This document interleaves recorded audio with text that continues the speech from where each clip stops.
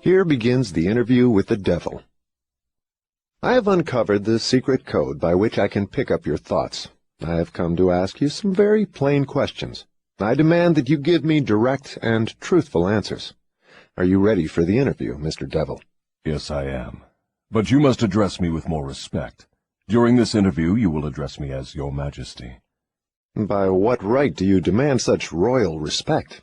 You should know I control 98% of the people of your world. Do you not think that entitles me to rate as royalty? Have you proof of your claim? Yes, plenty of it. Of what does your proof consist? Of many things. If you want answers, you will address me as Your Majesty. Some things you will understand, some you will not. In order that you may get my viewpoint, I shall describe myself and correct the false notions people have of me and my place of abode. That is a fine idea, Your Majesty. Start by telling me where you live, then describe your physical appearance. My physical appearance? Why, my dear Mr. Earthbound, I have no physical body. I would be handicapped by such an encumbrance as those in which you earthbound creatures live. I consist of negative energy, and I live in the minds of people who fear me. I also occupy 1/2 of every atom of physical matter and every unit of mental and physical energy. Perhaps you will better understand my nature if I tell you I am the negative portion of the atom.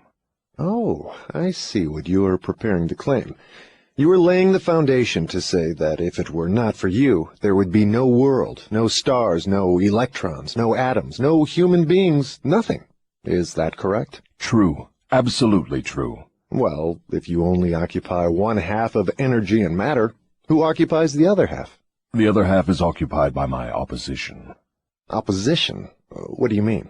The opposition is what you earthbound call God. So you have the universe divided up with God. Is that your claim? Not my claim, but the actual fact. Before this interview is finished, you will understand why my claim is true. You will also understand why it has to be true, or there could be no world such as yours, no earthbound creatures such as you. I am no beast with a forked tongue and a spiked tail. But you do control the minds of 98 out of every 100 people. You said so yourself. Who causes all the misery in this 98% devil-controlled world if you do not? I have not said that I do not cause all the misery of the world. On the other hand, I boast of it. It is my business to represent the negative side of everything, including the thoughts of you earthbound people. How else could I control people? My opposition controls positive thought. I control negative thought. How do you gain control of the minds of people? Oh, that is easy. I merely move in and occupy the unused space of the human brain. I sow the seeds of negative thought in the minds of people so I can occupy and control the space. You must have many tricks and devices by which you gain and hold control of the human mind. To be sure, I employ tricks and devices to control human thought.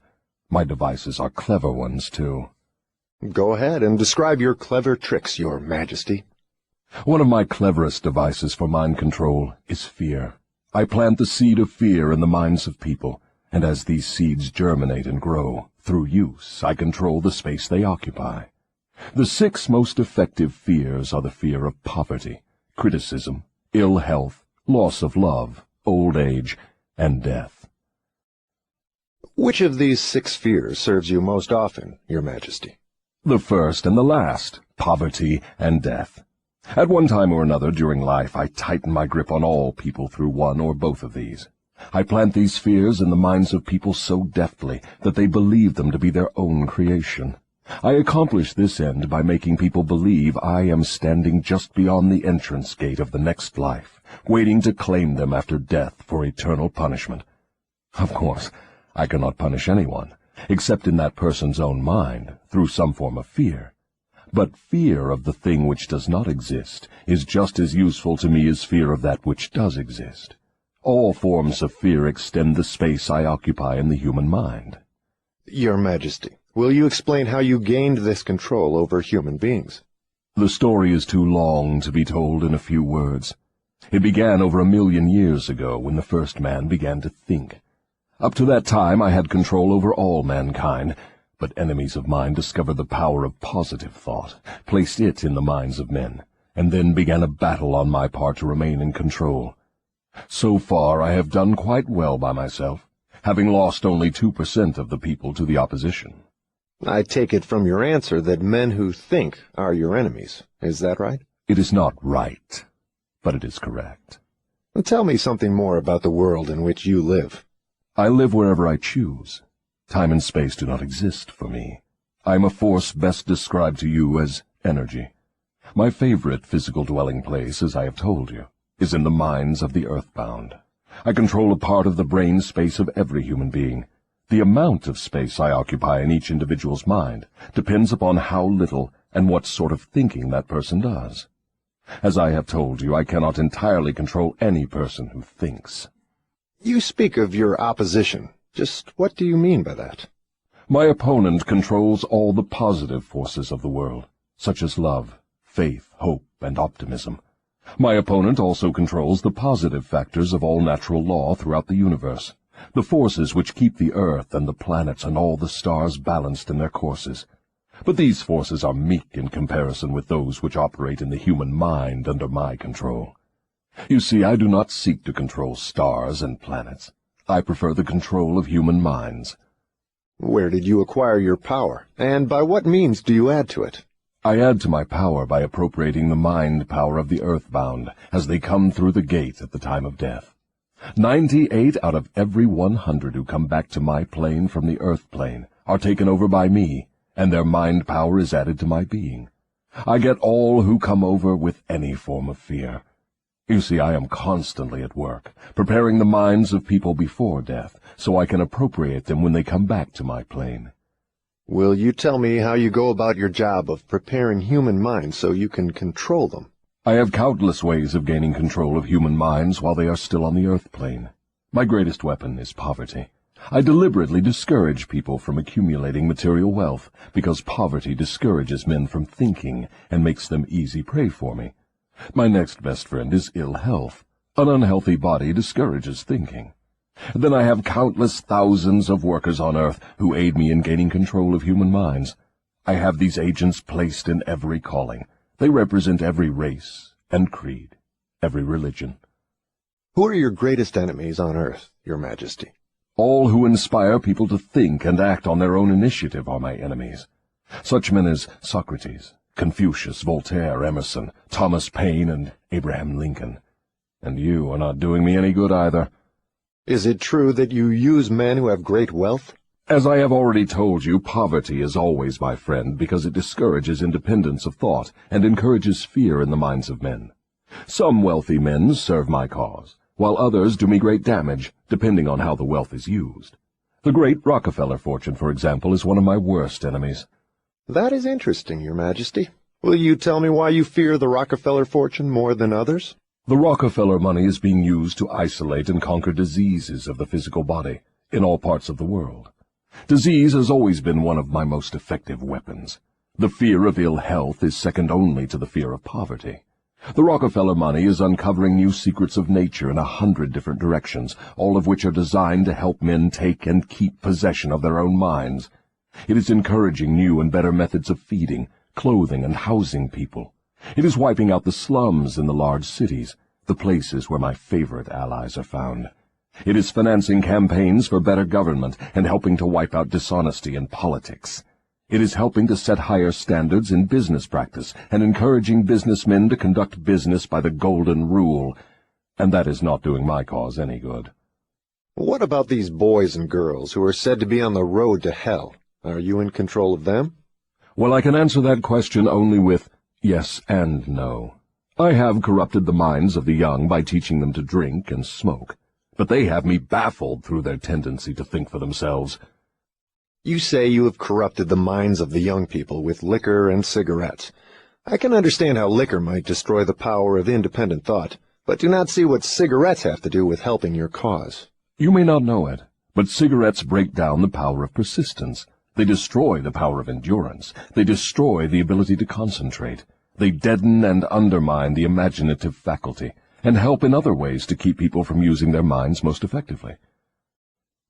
Do you know I have millions of people, young and old of both sexes, who smoke 2 packages of cigarettes a day?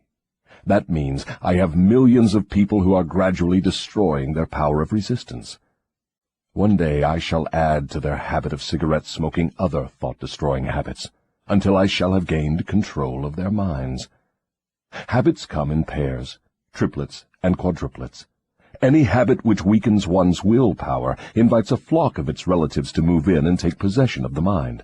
The cigarette habit not only lowers the power of resistance and discourages persistence, but it invites looseness in other human relationships. I never thought that cigarettes were a tool of destruction, Your Majesty, but your explanation throws a different light on the subject. How many converts to the habit do you now claim? I am proud of my record. Millions are now victims, and the number is increasing daily. Soon I shall have most of the world indulging in the habit. In thousands of families I now have followers of the habit, including every member of the family. Very young boys and girls are beginning to take up the habit. They are learning how to smoke by observing their parents and older brothers and sisters. Which do you consider to be your greater tool for gaining control of human minds, cigarettes or liquor? Without hesitation, I would say cigarettes. Once I get a young person to join my 2-package-a-day club, I have no trouble in inducing that person to take on the habit of liquor, overindulgence of sex, and all other related habits which destroy independence of thought and action.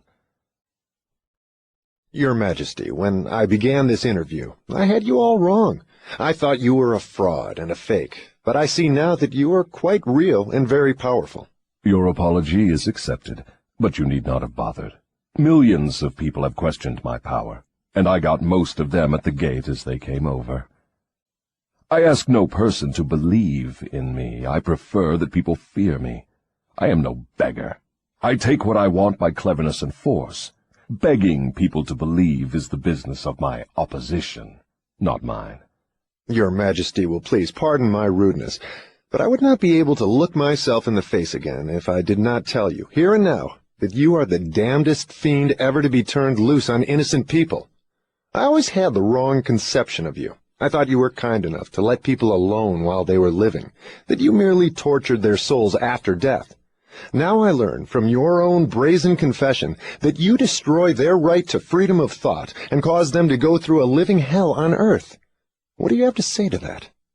I get what I want by exercising self-control. It is not so good for my own business, but I suggest you emulate me instead of criticizing me. You call yourself a thinker, and you are. Otherwise you would never have forced this interview on me. But you will never be the sort of thinker that frightens me unless you gain and exercise greater control over your own emotions. Let us get away from personalities. I came here to learn more about you, not to discuss myself. Please go ahead and tell me of the many tricks you have devised for gaining control of the human mind. What is your most powerful weapon just now? That is a difficult question to answer. I have so many devices for entering human minds and controlling them that it is difficult to say which are the most powerful. Right at the moment I am trying to bring about another world war. My friends here in Washington are helping me to involve America in the war. If I can start the world to killing on a wholesale basis, I shall be able to put into operation my favorite device for mind control. It is what you call mass fear. I used this device to bring about the other world war in 1914. I used it to bring about the economic depression in 1929. And if my opposition had not double-crossed me, I would now be in possession of every man, woman, and child in the world. You can see for yourself how near I came to world domination, the thing I have been struggling to attain for thousands of years. Yes, I see your point. Who wouldn't? You are a very ingenious manipulator of the minds of people. Is your devilish business carried on only through people of high position and great influence? Oh, no. I use the minds of people in all walks of life. As a matter of fact, I prefer the type of person who makes no pretense of thinking. I can manipulate that sort of person without difficulty. I could not control 98% of the people of the world if all people were skilled in thinking for themselves. I'm interested in the welfare of those people whom you claim to control. Therefore, I wish you to tell me all of the tricks by which you enter and control their minds. I want a complete confession from you, so begin with your cleverest trick. This is suicide you are forcing on me, but I am helpless. So settle down, and I will place in your hands the weapon by which millions of your fellow earthbound will defend themselves against me. Tell me first about your most clever trick, the one you use to ensnare the greatest number of people. If you force me to give away this secret, it will mean my loss of millions of people now living, and still greater numbers of millions as yet unborn. I beg of you, permit me to pass this one question unanswered. So His Majesty the Devil fears a mere humble earthbound creature? Is that right? It is not right, but it is true. You have no right to rob me of my most necessary tool of trade. For millions of years I have dominated earthbound creatures through fear and ignorance. Now you come along and would destroy my use of these weapons by forcing me to tell how I use them. Do you not realize that you will break my grip on every person who heeds this confession you are forcing from me? Have you no mercy? Have you no sense of humor? Have you no sportsmanship? Stop stalling and start confessing. Who are you to ask mercy of one whom you would destroy if you could? Who are you to talk of sportsmanship and a sense of humor? You, who by your own confession have set up a living hell on earth, where you punish innocent people through their fears and ignorance. As for minding my own business, that is just what I'm doing when I force you to tell how you control people through their own minds. My business, if it can be called a business, is helping to unlock the doors of the self-made prisons in which men and women are confined because of the fears you have planted in their minds. My greatest weapon over human beings consists of two secret principles by which I gain control of their minds. I will speak first of the principle of habit, through which I silently enter the minds of people. By operating through this principle, I establish, I wish I could avoid using this word, the habit of drifting. When a person begins to drift on any subject, he is headed straight toward the gates of what you earthbound call hell. Describe all the ways in which you induce people to drift. Define the word and tell us exactly what you mean by it. I can best define the word drift by saying that people who think for themselves never drift, while those who do little or no thinking for themselves are drifters. A drifter is one who permits himself to be influenced and controlled by circumstances outside of his own mind. He would rather let me occupy his mind and do his thinking than go to the trouble of thinking for himself. A drifter is one who accepts whatever life throws in his way without making a protest or putting up a fight. He doesn't know what he wants from life and spends all of his time getting just that. A drifter has lots of opinions, but they are not his own. Most of them are supplied by me. A drifter is one who is too lazy mentally to use his own brain. That is the reason I can take control of people's thinking and plant my own ideas in their minds. I think I understand what a drifter is. Tell me the exact habits of people by which you induce them to drift through life. Start by telling me when and how you first gained control of a person's mind. My control over the mind of a human being is obtained while the person is young. Sometimes I lay the foundation for my control of a mind before the owner of it is born, by manipulating the minds of that person's parents. Sometimes I go further back than this and prepare people for my control through what you earthbound call physical heredity. You see, therefore, I have two approaches to the mind of a person. Yes. Go on, and describe these two doors by which you enter and control the minds of human beings. As I have stated, I help to bring people into your world with weak brains by giving to them before birth as many as possible of the weaknesses of their ancestors. You call this principle physical heredity. After people are born, I make use of what you earthbound call environment as a means of controlling them. This is where the principle of habit enters. The mind is nothing more than the sum total of one's habits.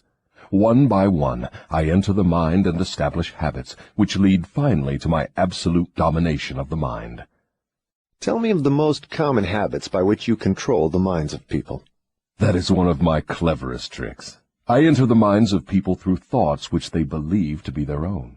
Those most useful to me are fear, superstition, avarice, greed, lust, revenge, anger, vanity, and plain laziness. Through one or more of these I can enter any mind, at any age. But I get my best results when I take charge of a mind while it is young, before its owner has learned how to close any of these 9 doors. Then I can set up habits which keep the doors ajar forever. I'm catching on to your methods. Now, let us go back to the habit of drifting. Tell us all about that habit, since you say it is your cleverest trick in controlling the minds of people. As I said before, I start people drifting during their youth. I induce them to drift through school without knowing what occupation they wish to follow in life. Here I catch the majority of people. Habits are related. Drift in one direction, and soon you will be drifting in all directions. I also use environmental habits to give me a definite grip on my victims. I see. You make it your business to train children in the habit of drifting by inducing them to go through school without aim or purpose. Now, tell me of some of your other tricks with which you cause people to become drifters. Well, my second best trick in developing the habit of drifting is one that I put into operation with the aid of parents and public school teachers and religious instructors. I warn you not to force me to mention this trick. Do not disclose this trick. If you do so, you will be hated by my co-workers who help me use this trick. If you publish this confession in book form, your book will be barred from the public schools. It will be blacklisted by most of the religious leaders. It will be hidden from children by many parents. The newspapers will not dare to give reviews of your book. Millions of people will hate you for writing the book. In fact, no one will like you or your book except those who think, and you know how very few there are of this sort. My advice to you is to let me skip the description of my second best trick. So, for my own good, you wish to withhold the description of your second best trick. No one will like my book except those who think, eh? Very well, go ahead and answer. You'll regret this, Mr. Earthbound, but the joke is on you. By this mistake of yours, you will divert attention from me to yourself. My co-workers, of whom there are millions, will forget about me and hate you for uncovering my methods. Never mind about me. Tell me all about this second best trick of yours with which you induce people to drift with you to hell. My second best trick is not second at all. It is first. It is first because without it I never could gain control of the minds of the youths. Parents, school teachers, religious instructors, and many other adults unknowingly serve my purpose by helping me to destroy in children the habit of thinking for themselves. They go about their work in various ways, never suspecting what they are doing to the minds of children or the real cause of the children's mistakes. I can hardly believe you, Your Majesty. I've always believed that children's best friends were those closest to them, their parents, their school teachers, and their religious instructors. Where would children go for dependable guidance if not to those who have charge of them? That is where my cleverness comes in. There is the exact explanation of how I control 98% of the people of the world. I take possession of people during their youth, before they come into possession of their own minds, by using those who are in charge of them. I especially need the help of those who give children their religious instruction, because it is here that I break down independent thought and start people on the habit of drifting, by confusing their minds with unprovable ideas concerning a world of which they know nothing. It is here also that I plant in the minds of children the greatest of all fears, the fear of hell. I understand that it is easy for you to frighten children with threats of hell, but how do you continue to make them fear you and your hell after they grow up and learn to think for themselves? Children grow up, but they do not always learn to think for themselves. Once I capture the mind of a child through fear, I weaken that child's ability to reason and to think for himself, and that weakness goes with the child all through life. Is that not taking unfair advantage of a human being by contaminating his mind before he comes into full possession of it? Everything is fair that I can use to further my ends. I have no foolish limitations of right and wrong. Might is right with me. I use every known human weakness to gain and keep control of the human mind. I understand your devilish nature. Now, let us get back to further discussion of your methods of inducing people to drift to hell here on earth. From your confession, I see that you take charge of children while their minds are young and pliable. Tell me more of how you use parents, teachers, and religious leaders to ensnare people into drifting. One of my favorite tricks is to coordinate the efforts of parents and religious instructors, so they work together in helping me to destroy the children's power to think for themselves. I use many religious instructors to undermine the courage and power of independent thought of children by teaching them to fear me. But I use parents to aid the religious leaders in this great work of mine. How do parents help religious leaders destroy their children's power to think for themselves? I never heard of such a monstrosity. I accomplish this through a very clever trick. I cause the parents to teach their children to believe as the parents do in connection with religion, politics, marriage, and other important subjects. In this way, as you can see, when I gain control of the mind of a person, I can easily perpetuate the control by causing that person to help me fasten it upon the minds of his offspring. In what other ways do you use parents to convert children into drifters? I cause children to become drifters by following the example of their parents, most of whom I have already taken over and bound eternally to my cause. In some parts of the world I gain mastery over children's minds and subdue their willpower in exactly the same way that men break and subdue animals of lower intelligence. It makes no difference to me how a child's will is subdued, as long as it fears something. I will enter its mind through that fear and limit the child's power to think independently.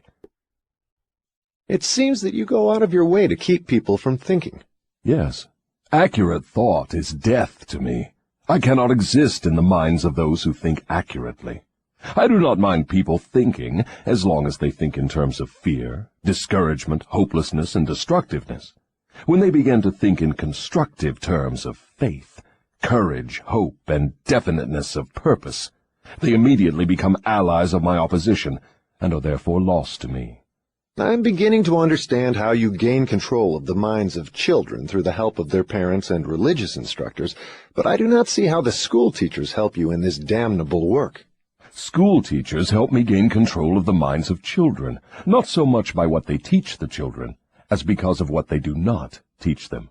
The entire public school system is so administered that it helps my cause by teaching children almost everything except how to use their own minds and think independently. I live in fear that someday some courageous person will reverse the present system of school teaching and deal my cause a death blow by allowing the students to become the instructors, using those who now serve as teachers only as guides to help the children establish ways and means of developing their own minds from within. When that time comes, the school teachers will no longer belong to my staff. I was under the impression that the purpose of all schooling was to help children to think.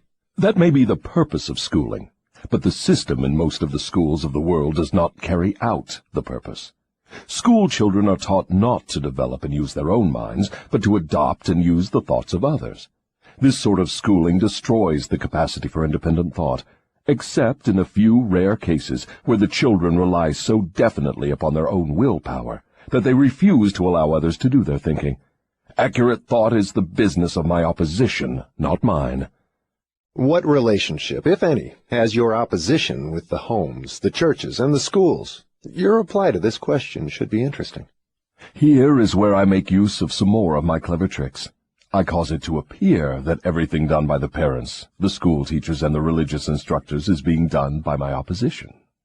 This diverts attention from me, while I manipulate the minds of the young. When religious instructors try to teach children the virtues of my opposition, they generally do so by frightening them with my name. That is all I ask of them. I kindle the flame of fear into proportions which destroy the child's power to think accurately. In the public schools, the teachers further my cause by keeping the children so busy cramming non-essential information into their minds, they have no opportunity to think accurately or to analyze correctly the things their instructors teach them. Do you claim for your cause all those who are bound by the habit of drifting? No. Drifting is only one of my tricks through which I take over the power of independent thought. Before a drifter becomes my permanent property, I must lead him on and ensnare him with another trick. I will tell you about this other trick after I finish describing my methods of converting people into drifters. Do you mean you have a method by which you can cause people to drift so far away from self-determination that they can never save themselves? Yes, a definite method, and it is so effective it never fails. Do I understand you to claim your method is so powerful your opposition cannot reclaim those whom you have permanently ensnared through drifting? I claim just that. Do you think I would control so many people if my opposition could prevent me? Nothing can stop me from controlling people except people themselves. Nothing can stop me except the power of accurate thought. People who think accurately do not drift on any subject. They recognize the power of their own minds. Moreover, they take over that power and yield it to no person or influence. Go ahead and tell me more of the methods by which you cause people to drift to hell with you. I cause people to drift on every subject through which I can control independent thought and action. Take the subject of health, for example. I cause most people to eat too much food, and the wrong sort of food. This leads to indigestion and destroys the power of accurate thought. If the public schools and the churches taught children more about proper eating, they would do my cause irreparable damage. Marriage. I cause men and women to drift into marriage without plan or purpose designed to convert the relationship into harmony. Here is one of my most effective methods of converting people into the habit of drifting. I cause married people to bicker and nag one another over money matters. I cause them to quarrel over the bringing up of their children. I engage them in unpleasant controversies over their intimate relationships and in disagreements over friends and social activities. I keep them so busy finding fault with one another that they never have time to do anything else long enough to break the habit of drifting.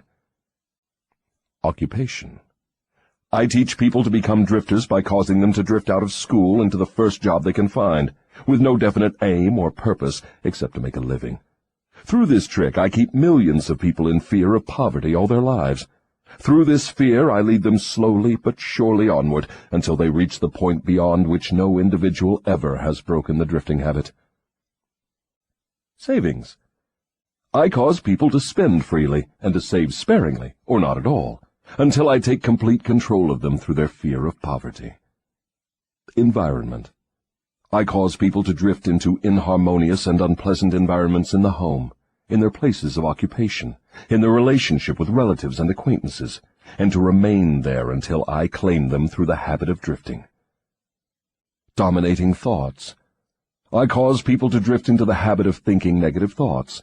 This leads to negative acts, and involves people in controversies and fills their minds with fears, thus paving the way for me to enter and control their minds. When I move in, I do so by appealing to people through negative thoughts, which they believe to be their own. I plant the seeds of negative thought in the minds of people through the pulpit, the newspapers, the moving pictures, the radio, and all other popular methods of appeal to the mind. I cause people to allow me to do their thinking for them, because they are too lazy and too indifferent to think for themselves. I conclude from what you say that drifting and procrastination are the same. Is that true? Yes, that is correct. Any habit which causes one to procrastinate, to put off reaching a definite decision, leads to the habit of drifting. Is man the only creature who drifts? Yes. All other creatures move in response to definite laws of nature. Man alone defies nature's laws and drifts when he wills. Everything outside the minds of men is controlled by my opposition, by laws so definite that drifting is impossible.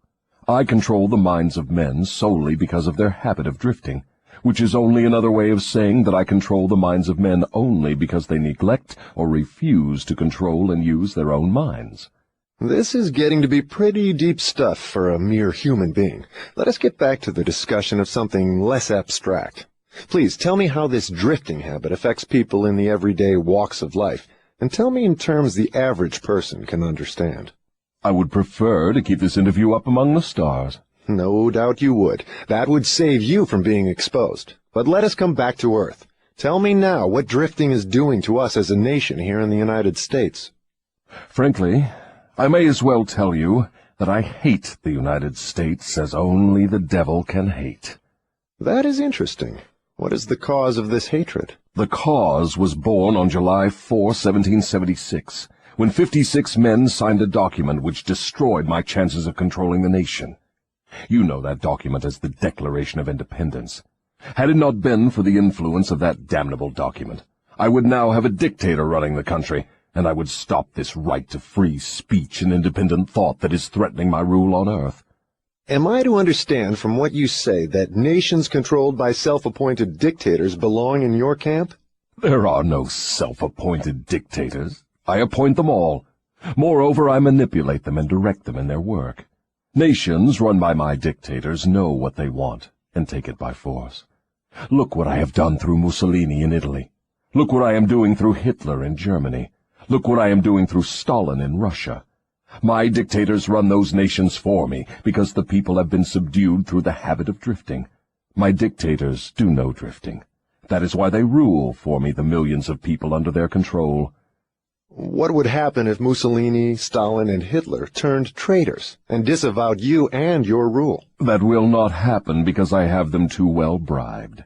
I am paying each of them with the sop of his own vanity, by making him believe he is acting on his own account. That is another trick of mine. Let us come back to the United States and learn something of what you are doing to convert people into the habit of drifting. Right now I am paving the way for a dictatorship by sowing the seeds of fear and uncertainty in the minds of the people. Through whom are you carrying on your work? Mainly through the president. I am destroying his influence with the people by causing him to drift on the question of a working agreement between employers and their employees. If I can induce him to drift for another year, he will be so thoroughly discredited I can hand over the country to a dictator. If the president continues to drift, I will paralyze personal freedom in the United States, just as I destroyed it in Spain, Italy, Germany, and England. What you say leads me to the conclusion that drifting is a weakness which inevitably ends in failure, whether among individuals or nations. Is that your claim? Drifting is the most common cause of failure in every walk of life. I can control anyone whom I can induce to form the habit of drifting on any subject. The reason for this is twofold. First, the drifter is just so much putty in my hands, to be molded into whatever pattern I choose, because drifting destroys the power of individual initiative. Second, the drifter cannot get help from my opposition, because the opposition is not attracted to anything so soft and useless. Is that why a few people are wealthy, while the majority of people are poor? That is exactly the reason. Poverty, like physical illness, is a contagious disease. You find it always among the drifters, never among those who know what they want and are determined to get just that. It may mean something to you when I call your attention to the fact that the non-drifters, whom I do not control, and those who possess most of the wealth of the world, happen to be the same people. I have always understood that money was the root of all evil, that the poor and the meek would inherit heaven, while the wealthy would pass into your hands. What have you to say of that claim? Men who know how to get the material things of life generally know how to keep out of the hands of the devil as well. The ability to acquire things is contagious. Drifters acquire nothing except that which no one else wants. If more people had definite aims and stronger desires for material and spiritual riches, I would have fewer victims. I assume, from what you say, that you do not claim fellowship with the industrial leaders. Evidently, they are not friends of yours? Friends of mine. I'll tell you what sort of friends of mine they are. They have belted the entire country with good roads, thus bringing into close communion the people of both city and country. They have converted ores into steel, with which they have built the skeletons of great skyscrapers. They have harnessed electrical power and converted it into 1,000 uses, all designed to give man time to think. They have provided through the automobile personal transportation to the humblest citizen, thus giving to everyone the freedom of travel. They have provided every home with instantaneous news of what is happening in all parts of the world through the aid of the radio. They have reared libraries in every city, town, and hamlet, and have filled them with books, giving to all who read a complete outline of the most useful knowledge mankind has gathered from his experiences. They have given the humblest citizen the right to express his own opinion on any subject, at any time, anywhere, without fear of molestation. And they have seen to it that every citizen may help make his own laws, levy his own taxes, and manage his own country through the ballot. These are but some of the things the industrial leaders have done to give every citizen the privilege of becoming a non-drifter. Do you think these men have helped my cause? Who are some of the present-day non-drifters over whom you have no control? I have control over no non-drifter, present or past. I control the weak, not those who think for themselves. Go ahead and describe a typical drifter. Give your description point by point so I can recognize a drifter when I see him. The first thing you will notice about a drifter is his total lack of a major purpose in life. He will be conspicuous by his lack of self-confidence. He will never accomplish anything requiring thought and effort. He spends all he earns, and more, too, if he can get credit. He will be sick or ailing from some real or imaginary cause, and calling to high heaven if he suffers the least physical pain. He will have little or no imagination. He will lack enthusiasm and initiative to begin anything he is not forced to undertake, and he will plainly express his weakness by taking the line of least resistance whenever he can do so. He will be ill-tempered and lacking in control over his emotions.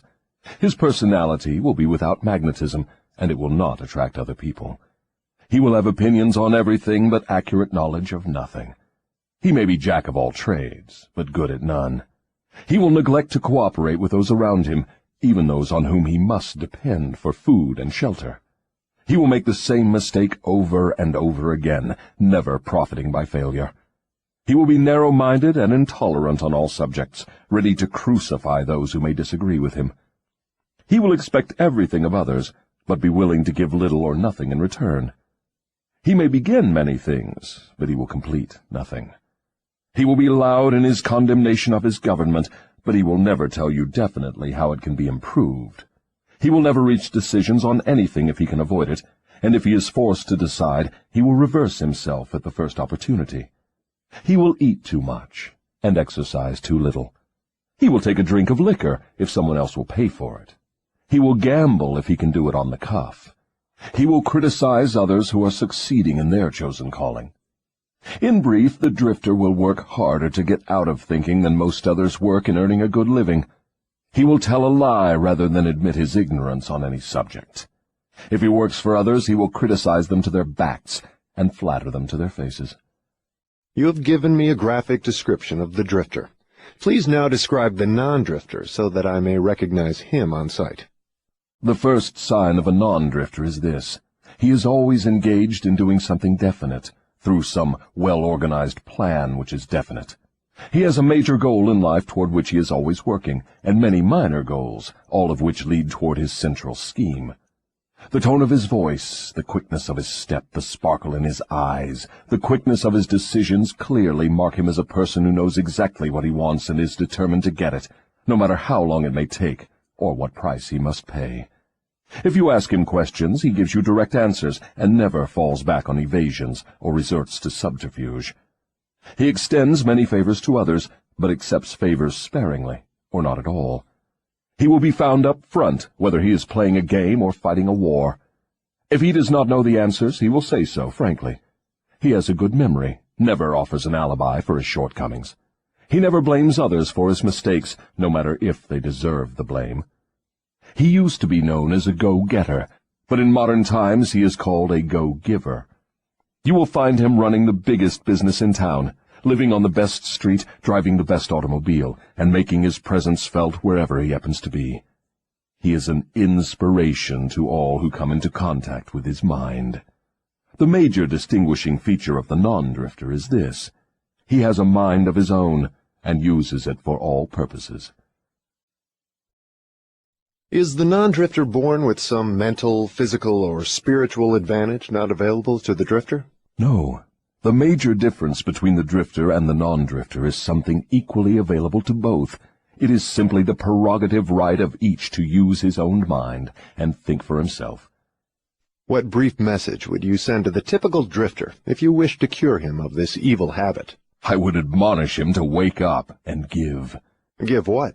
Some form of service useful to as many people as possible. So the non-drifter is supposed to give, is he? Yes, if he expects to get, and he must give before he gets. Some people doubt that you exist. I wouldn't worry about that if I were you. Those who are ready to be converted from the habit of drifting will recognize the authenticity of this interview by its soundness of counsel. The others are not worth the trouble it would take to convert them. Why do you not try to stop me from publishing this confession I'm wringing from you? Because that would be the surest of all ways to guarantee you will publish it. I have a better plan than trying to suppress publication of my confession. I will urge you to go ahead with the publication, then sit back and watch you suffer when some of my faithful drifters begin to make things hot for you. I will not need to deny your story.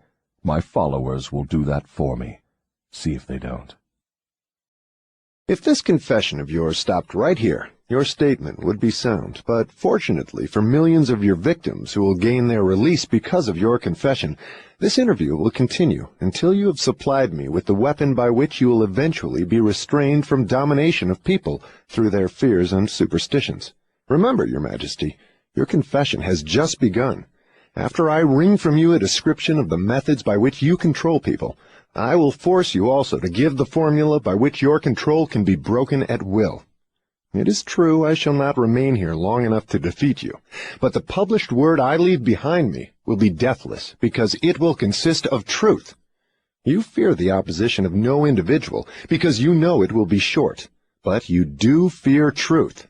You fear truth and nothing else, for the reason it is slowly but definitely giving human beings freedom from all manner of fear. Without the weapon of fear, you would be helpless and entirely unable to control any human being. Is that true or false?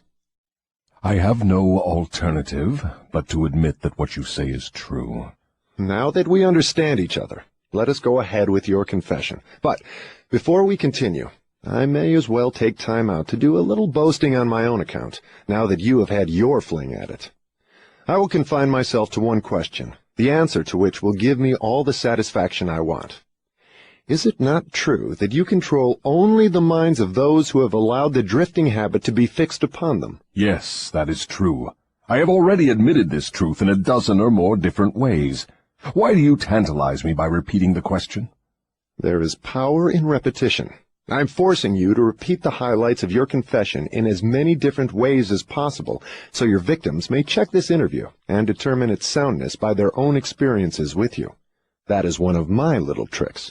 Do you approve of my method? You couldn't be setting a trap for me for the purpose of doing some more boasting, could you? I am asking the questions and you are doing the answering. Go ahead now and confess why you are powerless to stop me from forcing this confession from you. I want your confession for aid and comfort to victims of yours whom I intend to release from your control the moment they read your confession. I am powerless to influence or control you, because you have found the secret approach to my kingdom. You know that I exist only in the minds of people who have fears. You know that I control only the drifters who neglect to use their own minds.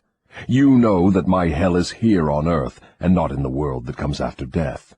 And you know also that drifters supply all the fire I use in my hell.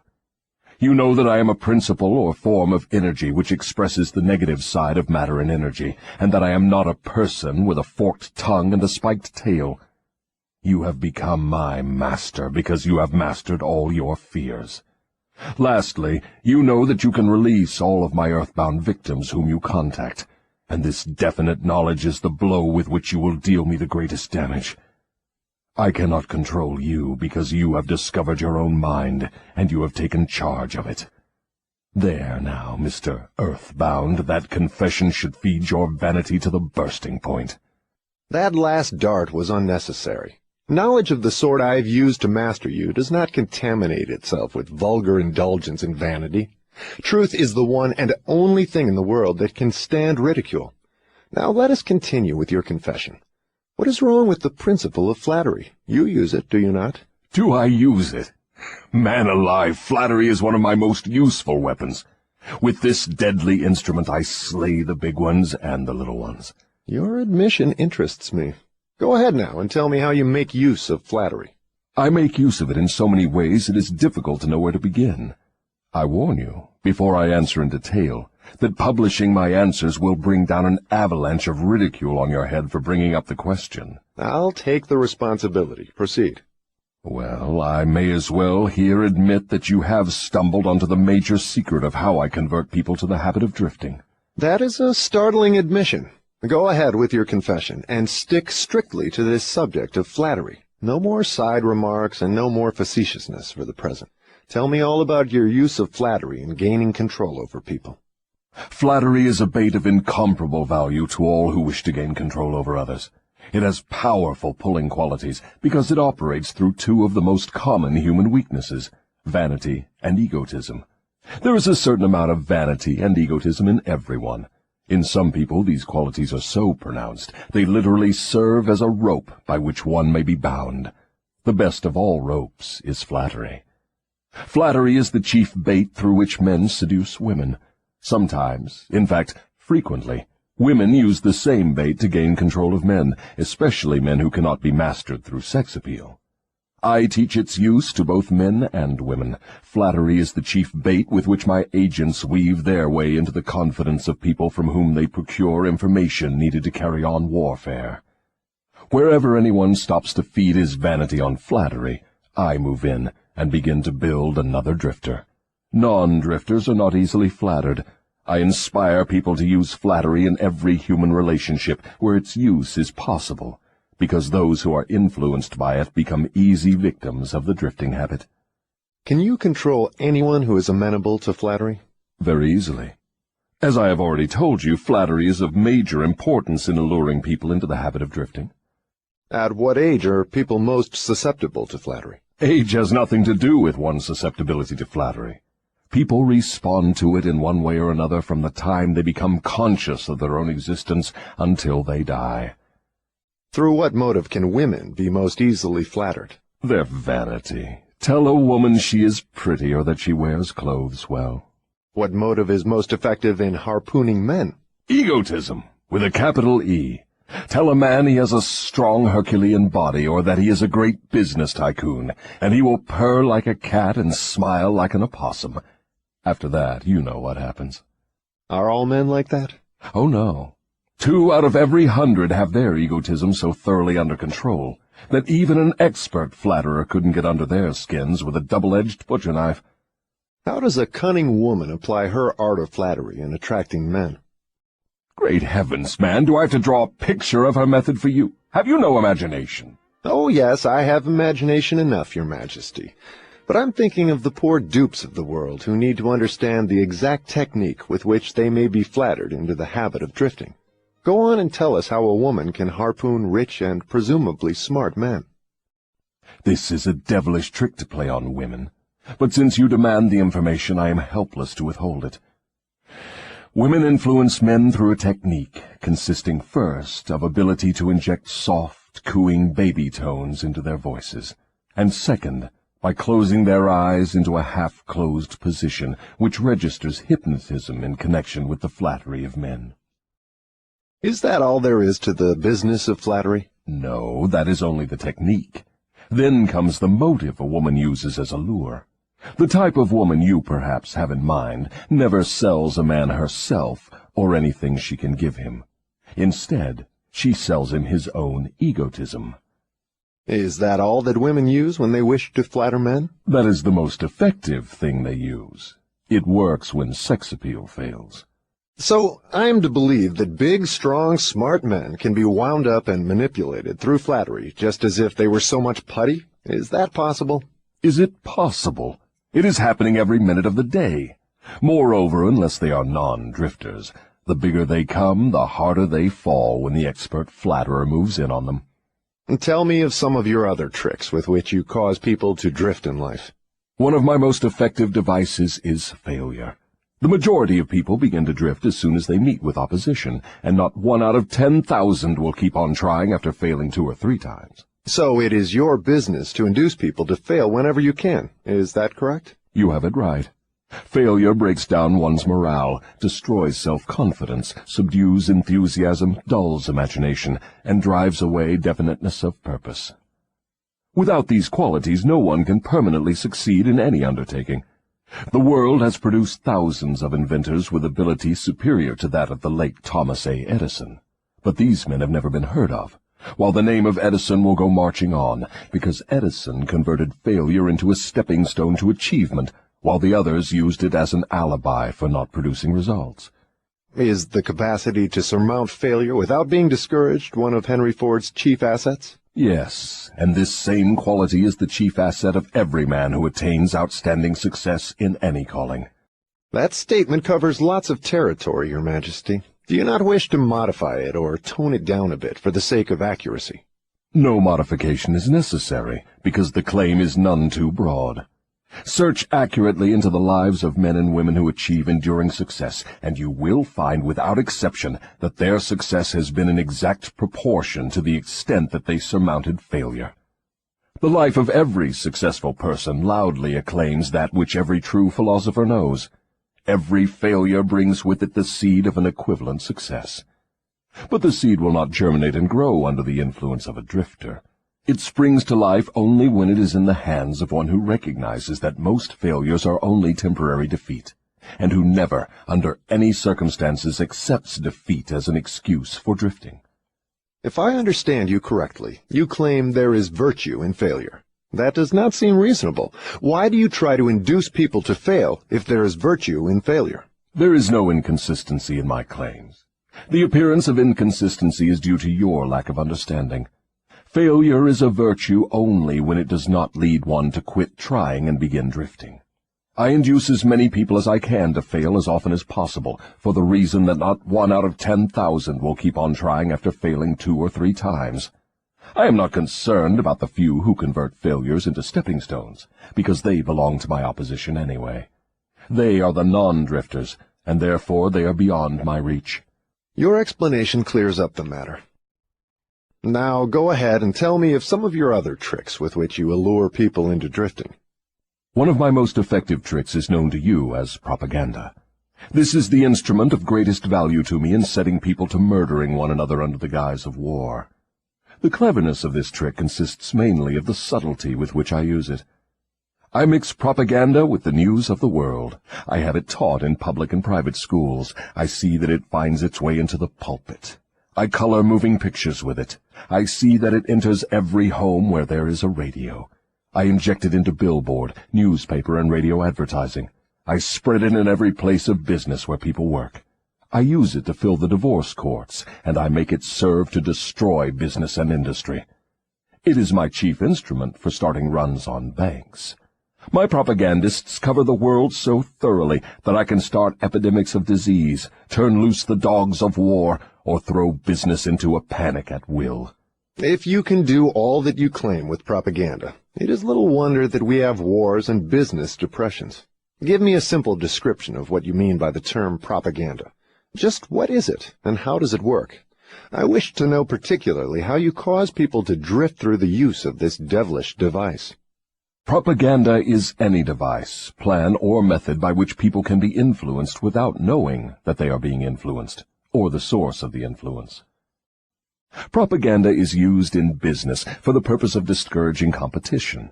Employers use it to gain advantage over their employees. The employees retaliate by using it to gain advantage over their employers. In fact, it is used so universally and through such a smooth and beautiful streamlined technique that it looks harmless even when it is detected. I suppose some of your boys are now engaged in preparing the minds of the American people to drift into some form of dictatorship. Tell me how they work. Yes, millions of my boys are preparing Americans to become Hitlerized. My best boys are working through politics and labor organization. We intend to take over the country with ballots instead of bullets. Americans are so sensitive they would never stand the shock of seeing their form of government changed with the aid of machine guns and tank cars. So our propaganda boys are serving them a diet they will swallow by stirring up strife between employers and employees and turning the government against business and industry.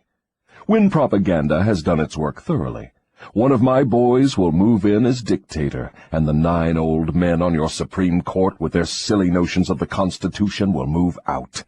Everyone will be given a job or fed from the government treasury. When men's bellies are filled, they drift freely with one who does the filling. Hungry men get out from under control. I have often wondered who invented the clever trick which you call propaganda. From what you tell me of its source and nature, I understand why it is so deadly. Only one as clever as your Majesty could have invented such a device with which to dull the reason, dethrone the will, and lure men into drifting. Why do you not use your powerful propaganda to gain control of your victims, instead of subduing them through fear and annihilating them through warfare? What is fear of the devil except propaganda? You have not observed my technique very carefully, or you would have seen that I am the world's greatest propagandist. I never attain an end by direct, open means which I can achieve through subterfuge and subtlety. What do you suppose I am using when I plant negative ideas in the minds of men, and gain control of them through what they believe to be their own ideas?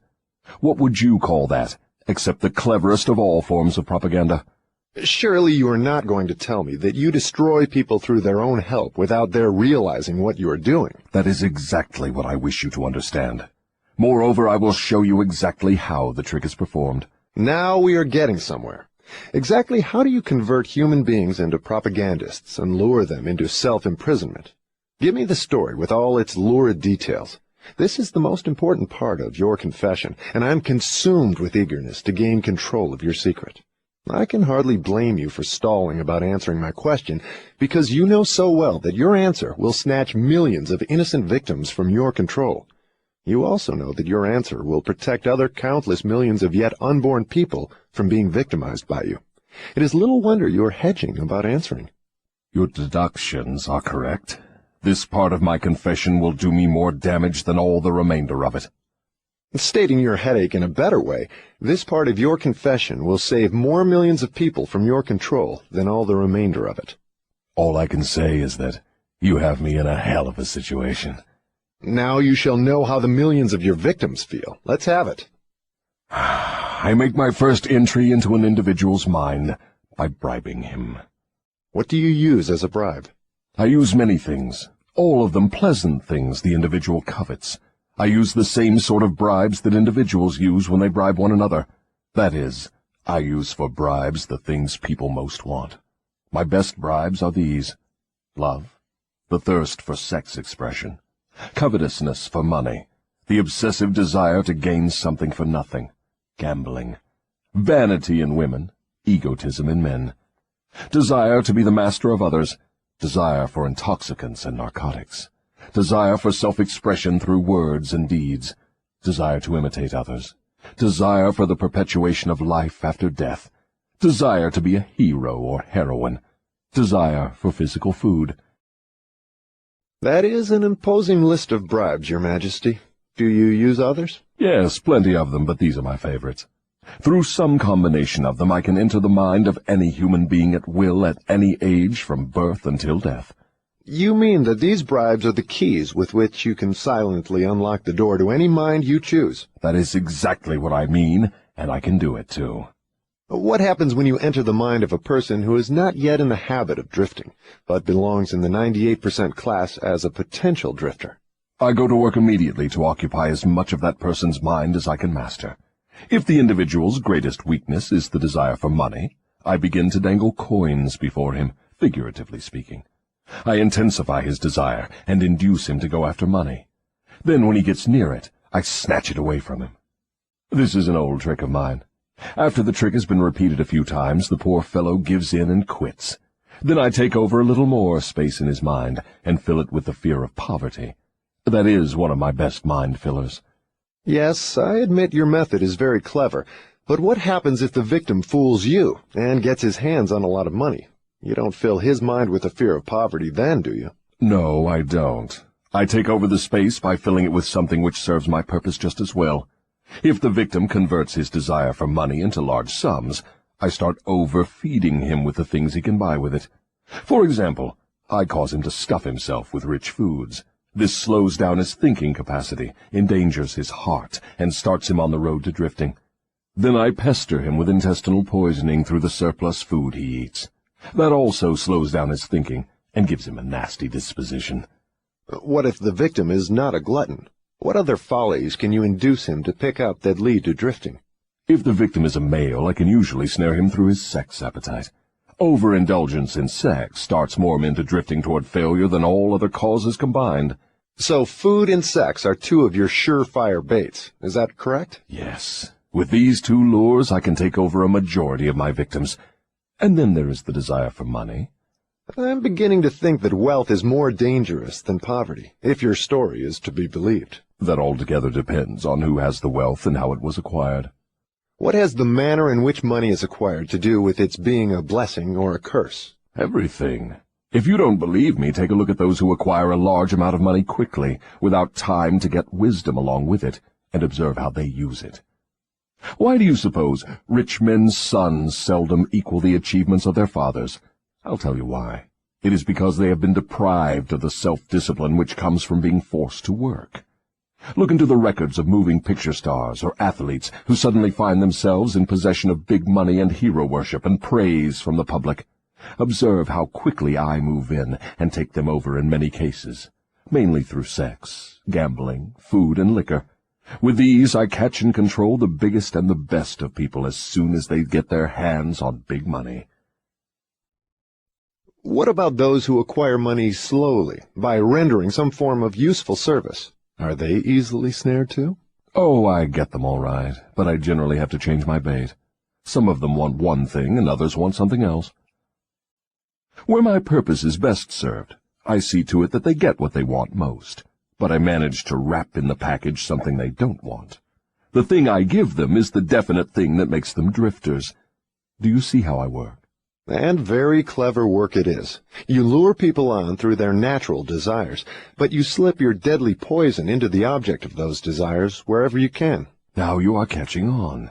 You see, I play both ends against the middle, so to speak. From all you say, I infer that you cannot induce a non-drifter to help you gain control of his mind by baiting him with your bribes. Is that correct?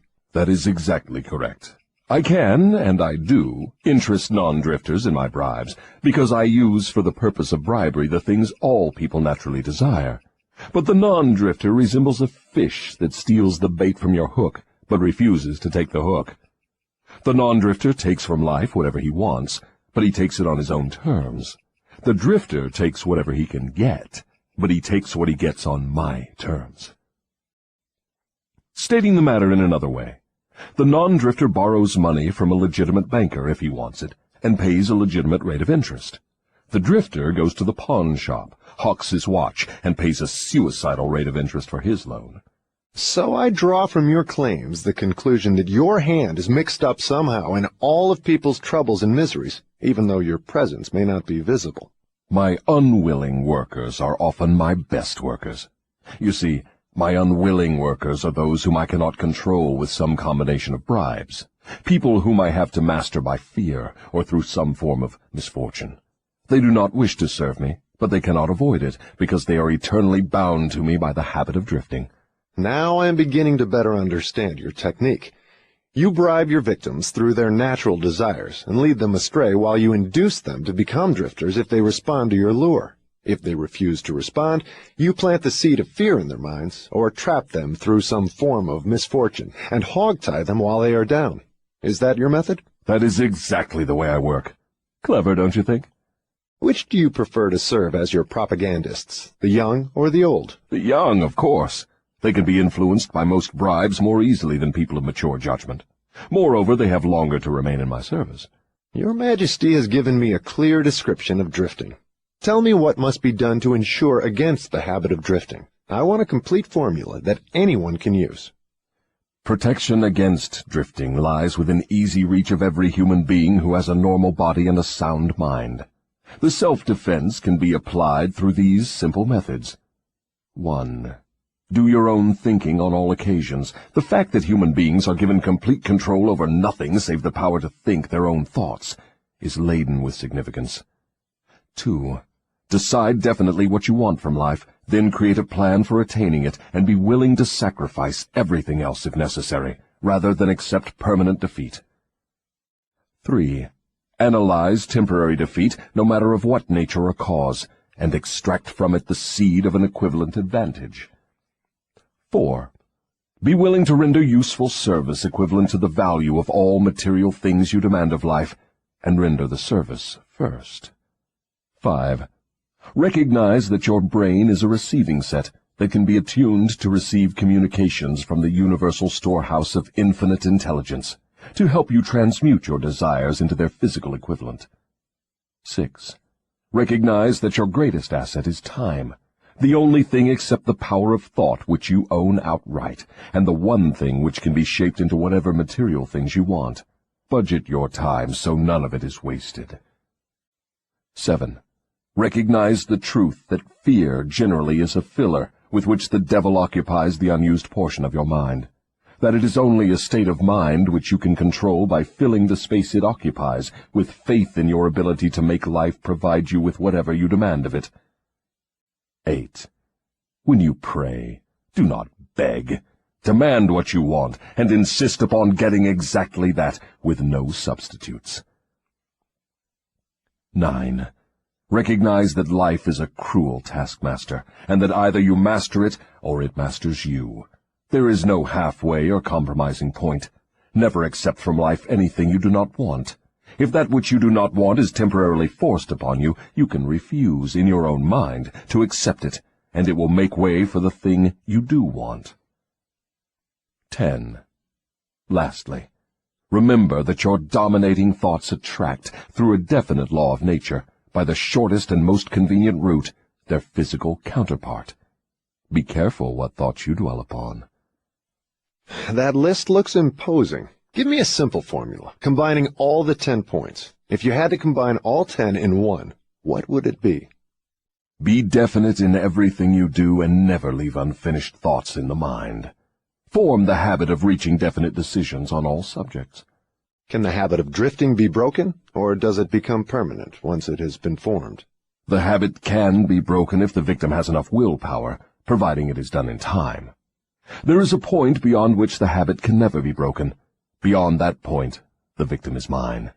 He resembles a fly that has been caught in a spider's web. He may struggle, but he cannot get out. Each move he makes entangles him more securely. The web in which I entangle my victims permanently is a law of nature not yet isolated by or understood by men of science. What is this mysterious law through which you take permanent control of people's bodies, even before you take over their souls? The whole world will want to know more about this law and how it operates. It will be hard to describe the law so you will understand it, but you may call it hypnotic rhythm. It is the same law through which people can be hypnotized. So you have the power to use the laws of nature as a web in which you bind your victims in eternal control. Is that your claim? That is not only my claim, it is the truth. I take over their minds and bodies even before they die whenever I can lure them or frighten them into hypnotic rhythm. What is hypnotic rhythm? How do you use it to gain permanent mastery over human beings? I will have to go back into time and space and give you a brief, elementary description of how nature uses hypnotic rhythm. Otherwise, you will not be able to understand my description of how I use this universal law to control human beings. Go ahead, but keep your story confined to simple illustrations which come within the range of my own experience and knowledge of natural laws. Very well. I shall do my best. You, of course, know that nature maintains a perfect balance between all the elements and all the energy in the universe. You can see that the stars and the planets move with perfect precision, each one keeping its own place in time and space. You can see that the seasons of the year come and go with perfect regularity. You can see that an oak tree grows from an acorn, and a pine grows from the seed of its ancestor. An acorn never produces a pine, and a pine seed never produces an oak. These are simple things which anyone can understand. What one cannot see is the universal law through which nature maintains perfect balance throughout the myriad of universes. You, earthbound, caught a fragmentary glimpse of this great universal law when Newton discovered that it holds your earth in its position and causes all material objects to be attracted toward the center of the earth. He called the law gravitation. But he did not go far enough in his study of the law. If he had, he would have discovered that the same law which holds your earth in position and helps nature maintain a perfect balance over the 4 dimensions, in which all matter and energy are contained, is the web in which I entangle and control the minds of human beings. Tell me more of this astounding law of hypnotic rhythm. As I have already stated, there is a universal form of energy with which nature keeps a perfect balance between all matter and energy. She makes specialized use of this universal building material by breaking it up into different wavelengths. The breaking up process is carried on through habit. You will better understand what I am trying to convey if I compare it with the method by which one learns to play music. At first, the notes are memorized in the mind. Then they are related to one another through melody and rhythm. By repetition, the melody and rhythm become fixed in the mind. Observe how relentlessly the musician must repeat a tune before he masters it. Through repetition, the musical notes blend, and then you have music. Any impulse of thought that the mind repeats over and over through habit forms an organized rhythm. Undesirable habits can be broken. They must be broken before they assume the proportions of rhythm. Are you following me? Yes. Well, to continue, rhythm is the last stage of habit. Any thought or physical movement which is repeated over and over through the principle of habit finally reaches the proportion of rhythm. Then the habit cannot be broken, because nature takes it over and makes it permanent. It is something like a whirlpool in water. An object may keep floating indefinitely unless it is caught in a whirlpool. Then it is carried round and round, but it cannot escape. The energy with which people think may be compared with water in a river. So this is the way in which you take control of the minds of people, is it? Yes. All I have to do to gain control over any mind is to induce its owner to drift. Am I to understand that the habit of drifting is the major danger through which people lose their prerogative or privilege of thinking their own thoughts and shaping their own earthly destinations? That and much more. Drifting is also the habit through which I take over their souls after they give up their physical bodies.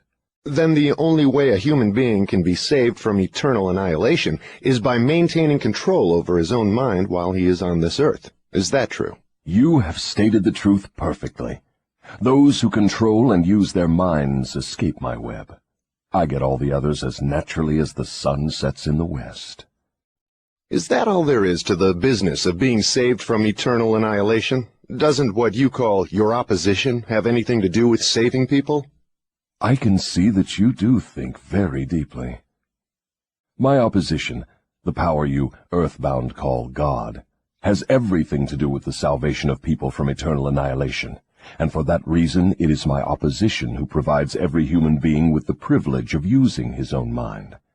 If you use that power by maintaining control over your own mind, you become a part of it when you give up your physical body. If you neglect to use it, then I have the privilege of taking advantage of the neglect through the law of hypnotic rhythm. How much of a person do you take over when you gain control of him? Everything that is left after he ceases to control and use his own mind. In other words, when you gain control of a person, you take over all there is of his individuality up to the time that he quits using his own mind. Is that correct? That is how I operate. What do you do with people whom you control before death? Of what good are they to you while they live? I use them, or what is left of them after I take charge, as propagandists to help me prepare the minds of others to drift. You not only fool people into destroying their power to control their own minds, but you use them to help you trap others? Yes, I let no opportunity get away from me. Let us come back to the subject of hypnotic rhythm. Tell me more of how this law works. Show me how you use individuals to help you gain control over others. I want to know something of the most effective way you use hypnotic rhythm. Oh, that is easy. The thing I like best is to fill the minds of people with fear. Once I fill one's mind with fear, I have little trouble causing him to drift until I have entangled him in the web of hypnotic rhythm. What human fear best serves your purpose? The fear of death. Why is the fear of death your favorite weapon? Because no one knows, and by the very nature of the laws of the universe, no one can prove definitely what happens after death. This uncertainty frightens people out of their wits. People who give over their minds to fear, any sort of fear, neglect to use their minds and begin to drift. Eventually they drift into the whirlpool of hypnotic rhythm, from which they may never escape. Then you do not mind what religious leaders think or say of you when they speak of death? Not as long as they say something. If the churches should stop talking about me, my cause would receive a severe setback. Every attack made against me fixes the fear of me in the minds of all who are influenced by it. You see, opposition is the thing that keeps some people from drifting, providing they do not yield to it. Since you claim the churches help instead of hindering your cause, tell me what would give you cause to worry. My only worry is that someday a real thinker may appear on earth. What would happen if a thinker did appear? You ask me what would happen. I'll tell you what would happen. People would learn the greatest of all truths, that the time they spend in fearing something would, if reversed, give them all they want in the material world and save them from me after death. Isn't that worth thinking about? What is keeping such a thinker from appearing in the world? Fear of criticism. It may interest you to know that the fear of criticism is the only effective weapon I have with which to whip you. If you were not afraid to publish this confession after you wring it from me, I would lose my earthly kingdom. And if I did surprise you and publish it, how long would it be until you lost your kingdom? Just long enough for one generation of children to grow into understanding. You cannot take the adults from me. I have them too securely sewed up. But if you published this confession, it would be sufficient to keep me from gaining control of the yet unborn and those who have not yet reached the age of reason. You wouldn't dare publish what I have told you about the religious leaders. They would crucify you. I thought the savage practice of crucifixion went out of style 2,000 years ago. I don't mean crucifixion on a cross. I mean social and financial crucifixion. Your income would be shut off. You would become a social outcast. Religious leaders and their followers alike would treat you with scorn. Suppose I should choose to throw in my lot with the select few who make a pretense of using their own minds rather than fear the masses who do not, the masses of whom you claim 98%. If you have courage enough to do this, you will crimp my style. Why do you lay claim to no scientist? Don't you like scientists? Oh, yes. I like all people well enough, but true scientists are out of my reach. Why? Because they think for themselves and spend their time studying natural laws. They deal with cause and effect. They deal with facts wherever they find them. But do not make the mistake of believing scientists have no religion. They have a very definite religion. What is their religion? The religion of truth. The religion of natural law.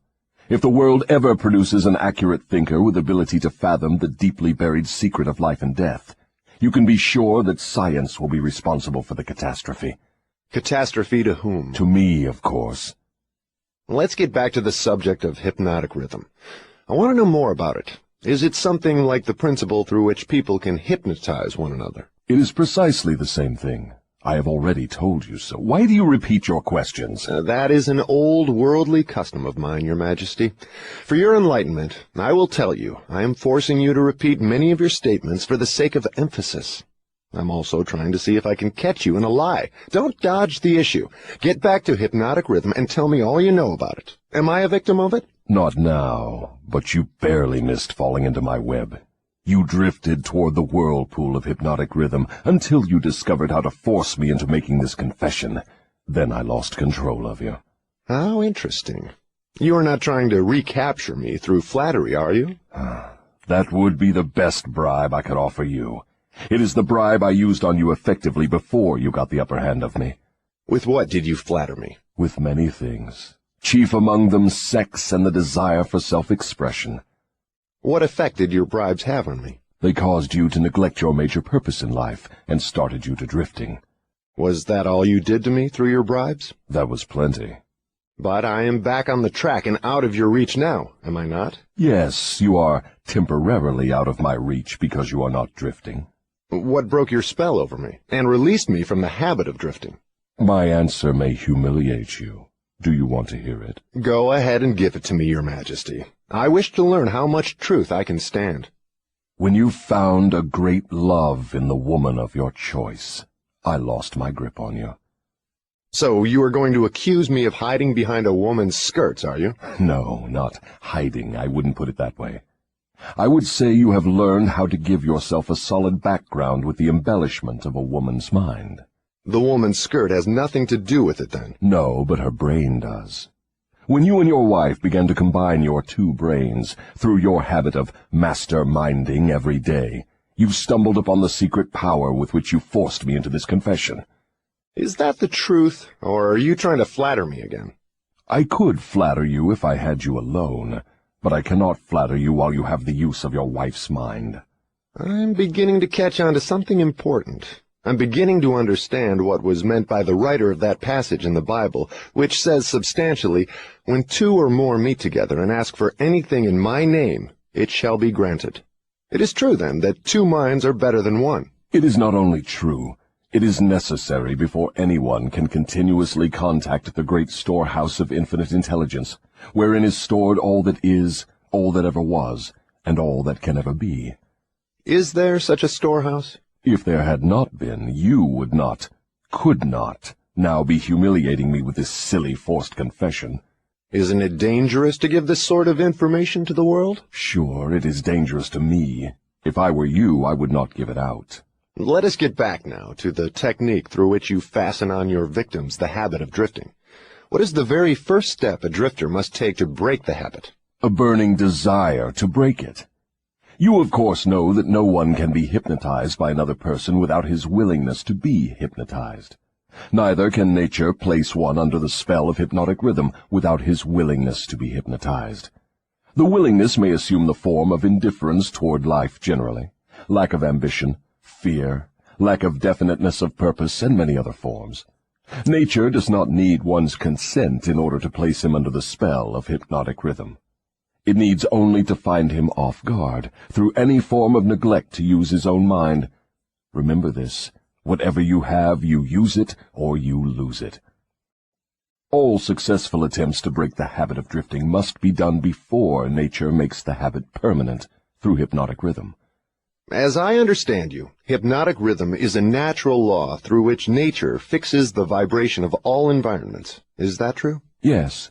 Nature uses hypnotic rhythm to make one's dominating thoughts and one's thought habits permanent. That is why poverty is a disease.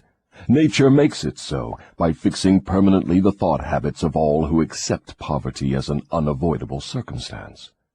Through this same law of hypnotic rhythm, nature will also fix permanently positive thoughts of opulence and prosperity.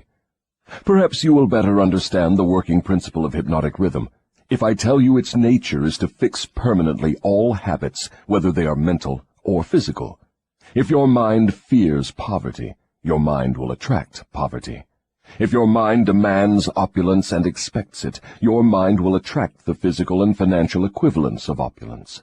This is in accordance with an immutable law of nature.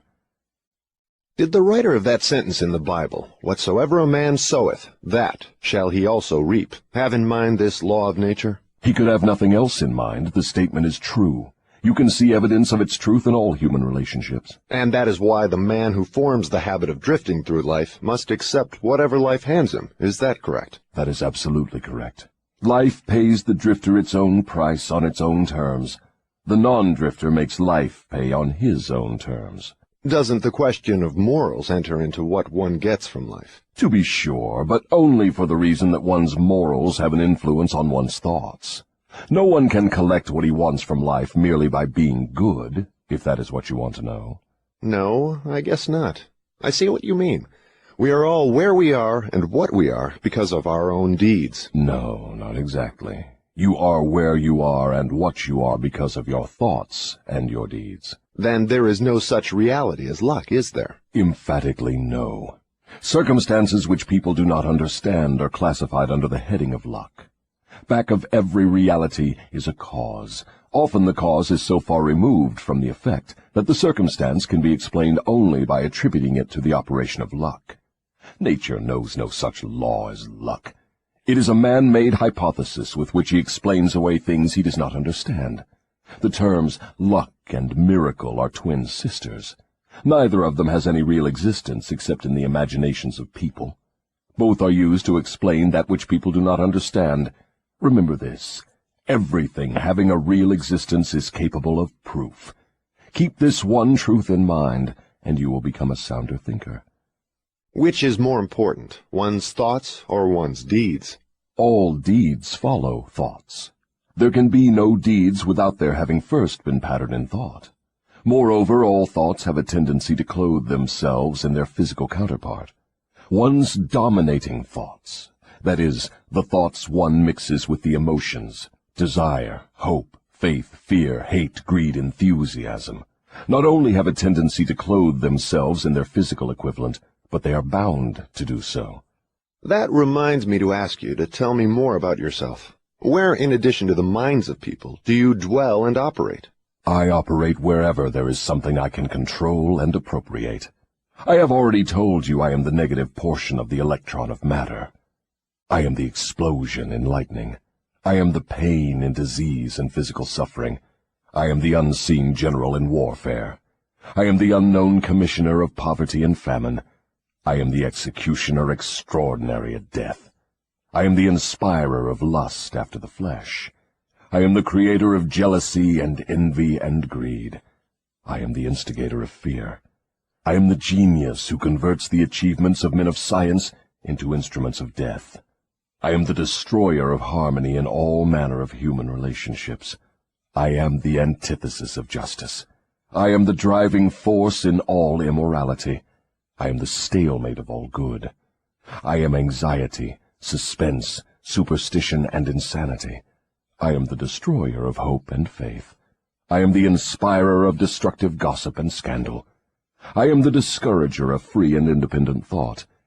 In brief, I am the creator of all forms of human misery, the instigator of discouragement and disappointment. And you do not call that cold and cruel? I call that definite and dependable. The world depression broke up the habits of men everywhere and redistributed the sources of opportunity in all walks of life on an unprecedented scale. The drifter's pet alibi, with which he tries to explain away his undesirable position, is his cry that the world has run dry of opportunities. Non-drifters do not wait for opportunity to be placed in their way. They create opportunity to fit their desires and demands of life. Are non-drifters smart enough to avoid the influence of hypnotic rhythm? No one is smart enough to dodge the influence of hypnotic rhythm. One could just as easily avoid the influence of the law of gravity. The law of hypnotic rhythm fixes permanently the dominating thoughts of men, whether they be drifters or non-drifters. There is no reason why a non-drifter would want to avoid the influence of hypnotic rhythm, because that law is favorable to him. It helps him convert his dominating aims, plans, and purposes into their physical replicas. It fixes his habits of thought and makes them permanent. Only the drifter would wish to dodge the influence of hypnotic rhythm. For the better portion of my adult life, I have been a drifter. How did I manage to escape being swept into the whirlpool of hypnotic rhythm? You haven't escaped. The major portion of your dominating thoughts and desires since you reached adulthood has been a well-defined, definite desire to understand all the potentialities of the mind. You may have drifted on thoughts of lesser importance, but you did not drift in connection with this desire. Because you did not drift, you are now recording a document which gives you exactly what your dominating thoughts demanded of life. Why doesn't your opposition use hypnotic rhythm to make permanent one's higher thoughts and nobler deeds? Why does your opposition permit you to use this stupendous force as a means of entangling people in a web of evil, spun by their own thoughts and deeds? Why does your opposition not outwit you by binding people with thoughts which build and lift them above your influence? The law of hypnotic rhythm is available to all who will use it. I make use of it more effectively than does my opposition, because I offer people more attractive bribes to think my sort of thoughts and indulge in my sort of deeds. In other words, you control people by making negative thinking and destructive deeds pleasing to them. Is that correct? That is the idea exactly. I've often wondered why your opposition, what we earthbound call God, does not annihilate you. Can you tell me why? Because the power is as much mine as his. It is as available to me as to him. That is what I have been trying to get over to you. The highest power in the universe can be used for constructive purposes, through what you call God, or it can be used for negative purposes, through what you call the devil. And something more important still, it can be used by any human being just as effectively as by God or the devil. You make a far-reaching claim. Can you prove your claim? Yes, but it would be better if you proved it for yourself. The devil's word is not worth much among your earthbound sinners. Neither is God's word. You fear the devil and refuse to trust your God. Therefore, you have but one source available through which you may appropriate the benefits of universal power, and that is by trusting and using your own power of thought. This is the direct road to the universal storehouse of infinite intelligence. There is no other road available to any human being. Why have we earthbound not found the road to infinite intelligence sooner? Because I have intercepted you and led you off the path by planting in your minds thoughts which destroy your power to use your minds constructively.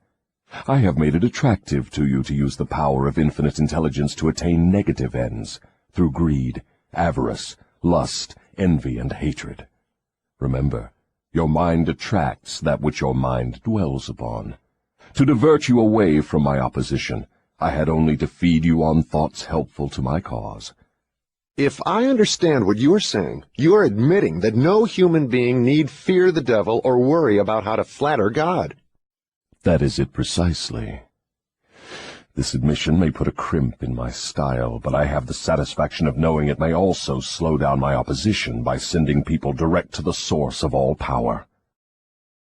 In other words, if you cannot control people through negative bribes or fear, then you wish to kick over the entire apple cart and show people how to go around God. Are you by any chance in politics, too? Your technique seems frightfully familiar. Am I in politics? If I am not in politics, who do you believe starts depressions and forces people into wars? Surely you would not lay this at the door of my opposition. As I have already told you, I have allies in all walks of life to help me in connection with all human relationships. Why don't you take over the churches and use them outright in your cause? Do you think I am a fool? Who would keep alive the fear of the devil if I subdued the churches? Who would serve as a decoy to attract the attention of people while I manipulate their minds if I did not have some agency through which to sow the seeds of fear and doubt? The cleverest thing I do is to use the allies of my opposition to keep the fear of hell burning in the minds of people. As long as people fear something, no matter what, I will keep a grip on them. I'm beginning to see your scheme. You use the churches to plant the seed of fear and uncertainty and indefiniteness in the minds of people. These negative states of mind cause people to form the habit of drifting. This habit crystallizes into permanency through the law of hypnotic rhythm. Then the victim is helpless to help himself. Is that right? Hypnotic rhythm, then, is something to be watched and respected. A better way of stating the truth is that hypnotic rhythm is something to be studied, understood, and voluntarily applied to attain definite desired ends. If the force of hypnotic rhythm is not voluntarily applied to attain definite ends, may it be a great danger? Yes, and for the reason that it operates automatically.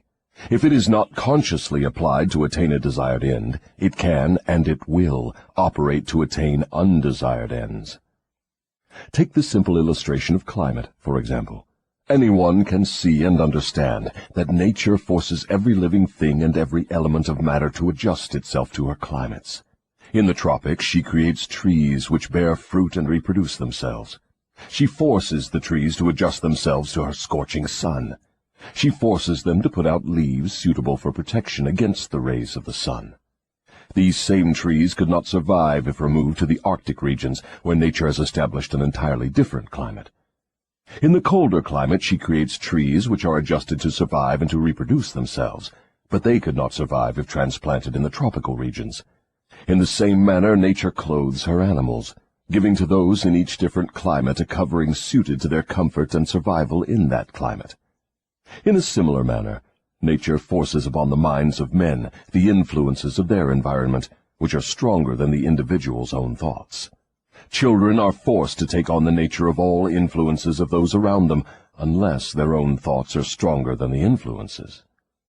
Nature sets up a definite rhythm for every environment, and everything within the range of that rhythm is forced to conform to it. Man alone has the power to establish his own rhythm of thought, providing he exercises this privilege before hypnotic rhythm has forced upon him the influences of his environment. Every home, every place of business, every town and village, and every street and community center has its own definite, discernible rhythm. If you wish to know what a difference there is in the rhythms of streets, take a walk up Fifth Avenue in New York, and then down a street in the slums. All forms of rhythm become permanent with time. Does each individual have his own rhythm of thought? Yes, that is precisely the major difference between individuals. The person who thinks in terms of power, success, opulence, sets up a rhythm which attracts these desirable possessions. The person who thinks in terms of misery, failure, defeat, discouragement, and poverty attracts these undesirable influences. This explains why both success and failure are the result of habit. Habit establishes one's rhythm of thought, and that rhythm attracts the object of one's dominating thoughts. Hypnotic rhythm is something resembling a magnet which attracts things for which it has a magnetic affinity. Is that correct? Yes, that is correct. That is why the poverty-stricken herd themselves into the same communities. It explains that old saying, misery loves company. It also explains why people who begin to succeed in any undertaking find that success multiplies with less effort as time goes on. All successful people use hypnotic rhythm, either consciously or unconsciously, by expecting and demanding success. The demand becomes a habit, hypnotic rhythm takes over the habit, and the law of harmonious attraction translates it into its physical equivalent. In other words, if I know what I want from life, demand it, and back my demand by a willingness to pay life's price for what I want, and refuse to accept any substitutes, the law of hypnotic rhythm takes over my desire and helps, by natural and logical means, to transmute it into its physical counterpart. Is that true? That describes the way the law works. Science has established irrefutable evidence that people are what they are because of heredity and environment. They bring over with them at birth a combination of all the physical qualities of all their numberless ancestors.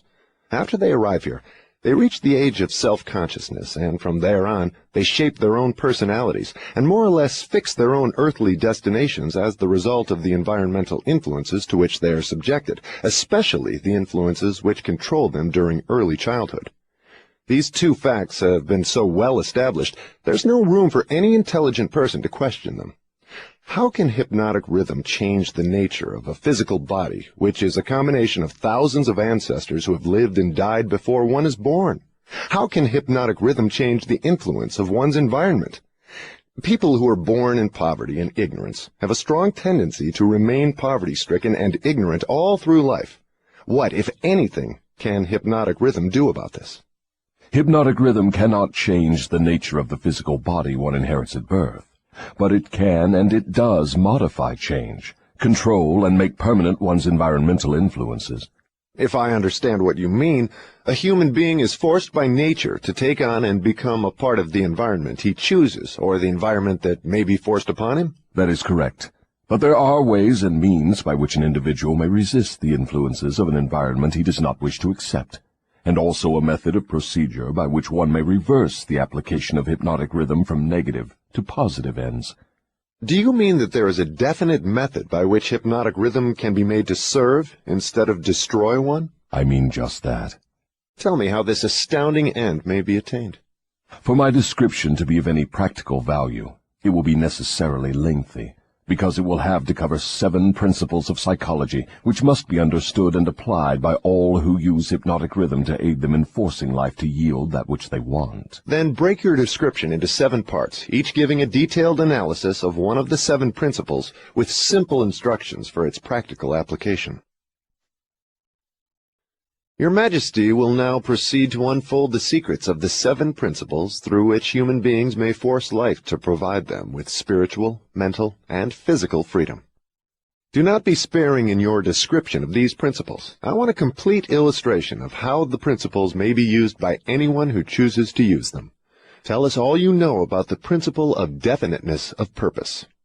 If you go through with this mad idea of publishing my confession, you will open the gates of hell and turn loose all the precious souls I have collected back down through the ages. You will deprive me of souls yet unborn. You will release from my bondage millions now living. Stop, I beg of you. Open up. Let's hear what you have to say about the principle of definiteness of purpose. You are pouring water on the fires of hell, but the responsibility is yours, not mine. I may as well tell you that any human being who can be definite in his aims and plans can make life hand over whatever is wanted. That is a broad claim, Your Majesty. Do you wish to tone it down a bit? Tone it down? No, I wish to tone it up. When you hear what I now have to say, you will understand why the principle of definiteness is so important. My opposition uses a clever little trick to cheat me of my control over people. The opposition knows that definiteness of purpose closes the door of one's mind so tightly against me that I cannot break through unless I can induce one to form the habit of drifting. Why doesn't your opposition give your secret to all people by telling them to avoid you through definiteness of purpose? You have already admitted that 2 out of every 100 people belong to your opposition. Because I am more clever than my opposition. I draw people away from definiteness with my promises. You see, I control more people than my opposition because I am a better salesman and a better showman. I attract people by feeding them liberally of the thought habits in which they like to indulge. Is definiteness of purpose something with which one must be born, or may it be acquired? Everyone, as I have told you before, is born with the privilege of being definite, but 98 out of every 100 people lose this privilege by sleeping on it. The privilege of definiteness can be maintained only by adopting it as a policy by which one is guided in all the affairs of life. Oh, I see. One takes advantage of the principle of definiteness, just as one may build a strong physical body, through constant, systematic use. Is that it? You have stated the truth clearly and accurately. Now I think we are getting somewhere, Your Majesty. We have at long last found the starting point from which all who become self-determining in life must take off. We have discovered from your astounding confession that your greatest asset is man's lack of caution, which enables you to lead him into the jungle of indefiniteness through simple bribes. We have learned, beyond the question of doubt, that anyone who adopts definiteness of purpose as a policy and uses it in all of his daily experiences cannot be induced to form the habit of drifting.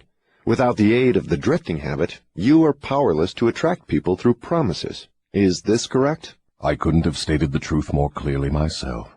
Go ahead now and describe how people neglect their privilege of being free and self-determining through indefiniteness and drifting.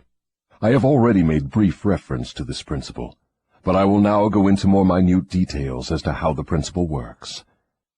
I shall have to begin at the time of birth. When a child is born, it brings with it nothing but a physical body representing the evolutionary results of millions of years of ancestry. Its mind is a total blank. When the child reaches the age of consciousness and begins to recognize the objects of its surroundings, it begins also to imitate others. Imitation becomes a fixed habit. Naturally, the child imitates, first of all, its parents. Then it begins to imitate its other relatives and daily associates, including its religious instructors and school teachers. The imitation extends not merely to physical expression, but also to thought expression. If a child's parents fear me and express that fear within range of the child's hearing, the child picks up the fear through the habit of imitation and stores it away as part of its subconscious stock of beliefs.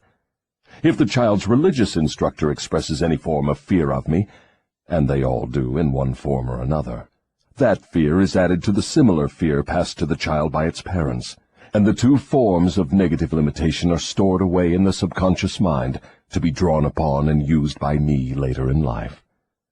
In a similar way, the child learns by imitation to limit its power of thought by filling its mind with envy, hatred, greed, lust, revenge, and all the other negative impulses of thought which destroy all possibility of definiteness.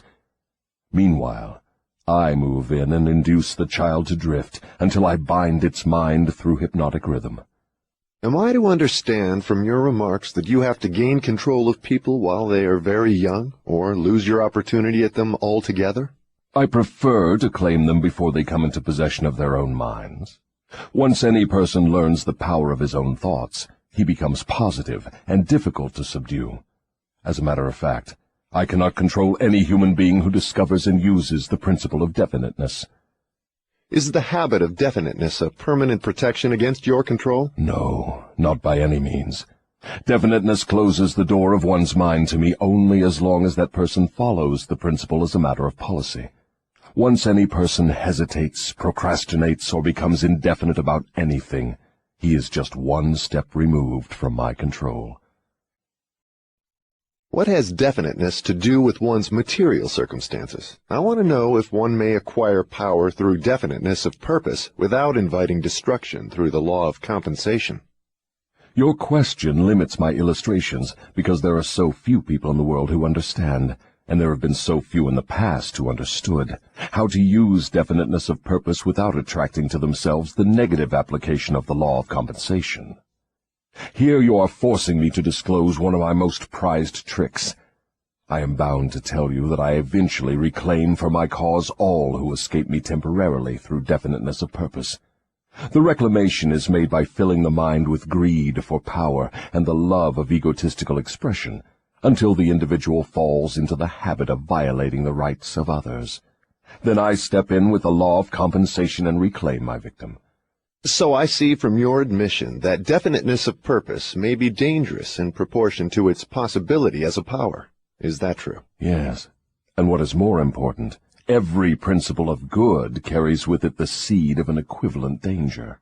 That is hard to believe. What danger, for example, can there be in the habit of love of truth? The danger lies in the word habit. All habits, save only that of the love of definiteness of purpose, may lead to the habit of drifting. Love for truth, unless it assumes the proportion of definite pursuit of truth, may become similar to all other good intentions. You know, of course, what I do with good intentions. Is love for one's relatives also dangerous? The love for anything or anyone, save only the love of definiteness of purpose, may become dangerous. Love is a state of mind which beclouds reason, saps willpower, and blinds one to facts and truth. Everyone who becomes self-determining and gains spiritual freedom to think his own thoughts must examine carefully every emotion that seems even remotely related to love. You may be surprised to know that love is one of my most effective baits.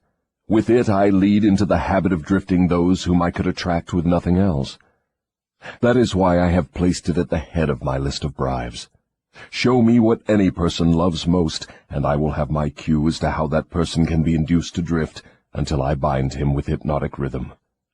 Love and fear combined give me the most effective weapons with which I induce people to drift. One is as helpful to me as the other. Both have the effect of causing people to neglect to develop definiteness in the use of their own minds. Give me control over a person's fears, and tell me what he loves most, and you may as well mark that person down as my slave. Both love and fear are emotional forces of such stupendous potency that either may completely set aside the power of will and the power of reason. Without will and reason there is nothing left to support definiteness of purpose. But, Your Majesty, life would not be worth living if people never felt the emotion of love. Ah, you are right as far as your reasoning goes, but you neglected to add that love should be under one's definite control at all times.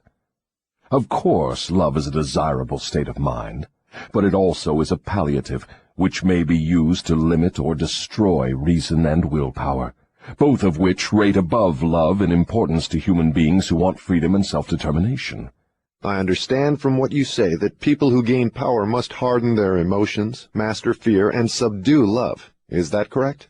People who gain and maintain power must become definite in all their thoughts and all their deeds. If that is what you call hard, then they must become hard. Let us look into the sources of advantage of definiteness in the everyday affairs of life. Which is more apt to succeed, a weak plan applied with definiteness, or a sound, strong plan indefinitely applied? Weak plans have a way of becoming strong if definitely applied. You mean that any plan definitely put into continuous action in pursuit of a definite purpose may be successful, even if it is not the best plan? Yes, I mean just that. Definiteness of purpose plus definiteness of plan by which the purpose is to be achieved generally succeeds, no matter how weak the plan may be. The major difference between a sound and an unsound plan is that the sound plan, if definitely applied, may be carried out more quickly than an unsound plan. In other words, if one cannot be always right, one can and should be always definite. Is that what you were trying to get across to me? That is the idea. People who are definite in both their plans and their purposes never accept temporary defeat as being more than an urge to greater effort. You can see for yourself that this sort of policy is bound to win if it is followed with definiteness. Can a person who moves with definiteness of both plan and purpose be always sure of success? No. The best of plans sometimes misfire. But the person who moves with definiteness recognizes the difference between temporary defeat and failure. When plans fail, he substitutes others, but he does not change his purpose. He perseveres. Eventually he finds a plan that succeeds. Will a plan based upon immoral or unjust ends succeed as quickly as one motivated by a keen sense of justice and morality? Through the operation of the law of compensation, everyone reaps that which he sows. Plans based on unjust or immoral motives may bring temporary success, but enduring success must take into consideration the fourth dimension, time. Time is the enemy of immorality and injustice. It is the friend of justice and morality. Failure to recognize this fact has been responsible for the crime wave among the youths of the world. The youthful, inexperienced mind is apt to mistake temporary success for permanency. The youth often makes the mistake of coveting the temporary gains of immoral, unjust plans, but neglects to look ahead and observe the penalties which follow as definitely as night follows day. This is pretty deep stuff, Your Majesty. Let us get back to the discussion of lighter and more concrete subjects that are likely to interest the majority of people. I'm interested in discussing the things that make people happy and miserable, rich and poor, sick and healthy. In brief, I'm interested in everything that can be used by human beings to make life pay satisfactory dividends in return for the effort that one puts into the business of living. Very well, let us be definite. You have my idea. Your Majesty has a tendency to stray off into abstract details which most people can neither understand nor use in the solution of their problems. Could that, by any chance, be a definite plan of yours to answer my questions with indefinite answers? If that is your plan, it is a slick trick, but it will not work. Go ahead now, and tell me something more of the miseries and failures of human beings growing directly out of indefiniteness. Why not permit me to tell you more of the pleasures and successes of people who understand and apply the principle of definiteness? I observe that sometimes people with definiteness of plan and purpose get what they ask from life, only to find after they get it that they do not want it. What then? Generally, one can get rid of whatever is not wanted by application of the same principle of definiteness with which the thing was acquired. A life that is lived with fullness of peace of mind, contentment, and happiness always divests itself of everything it does not want.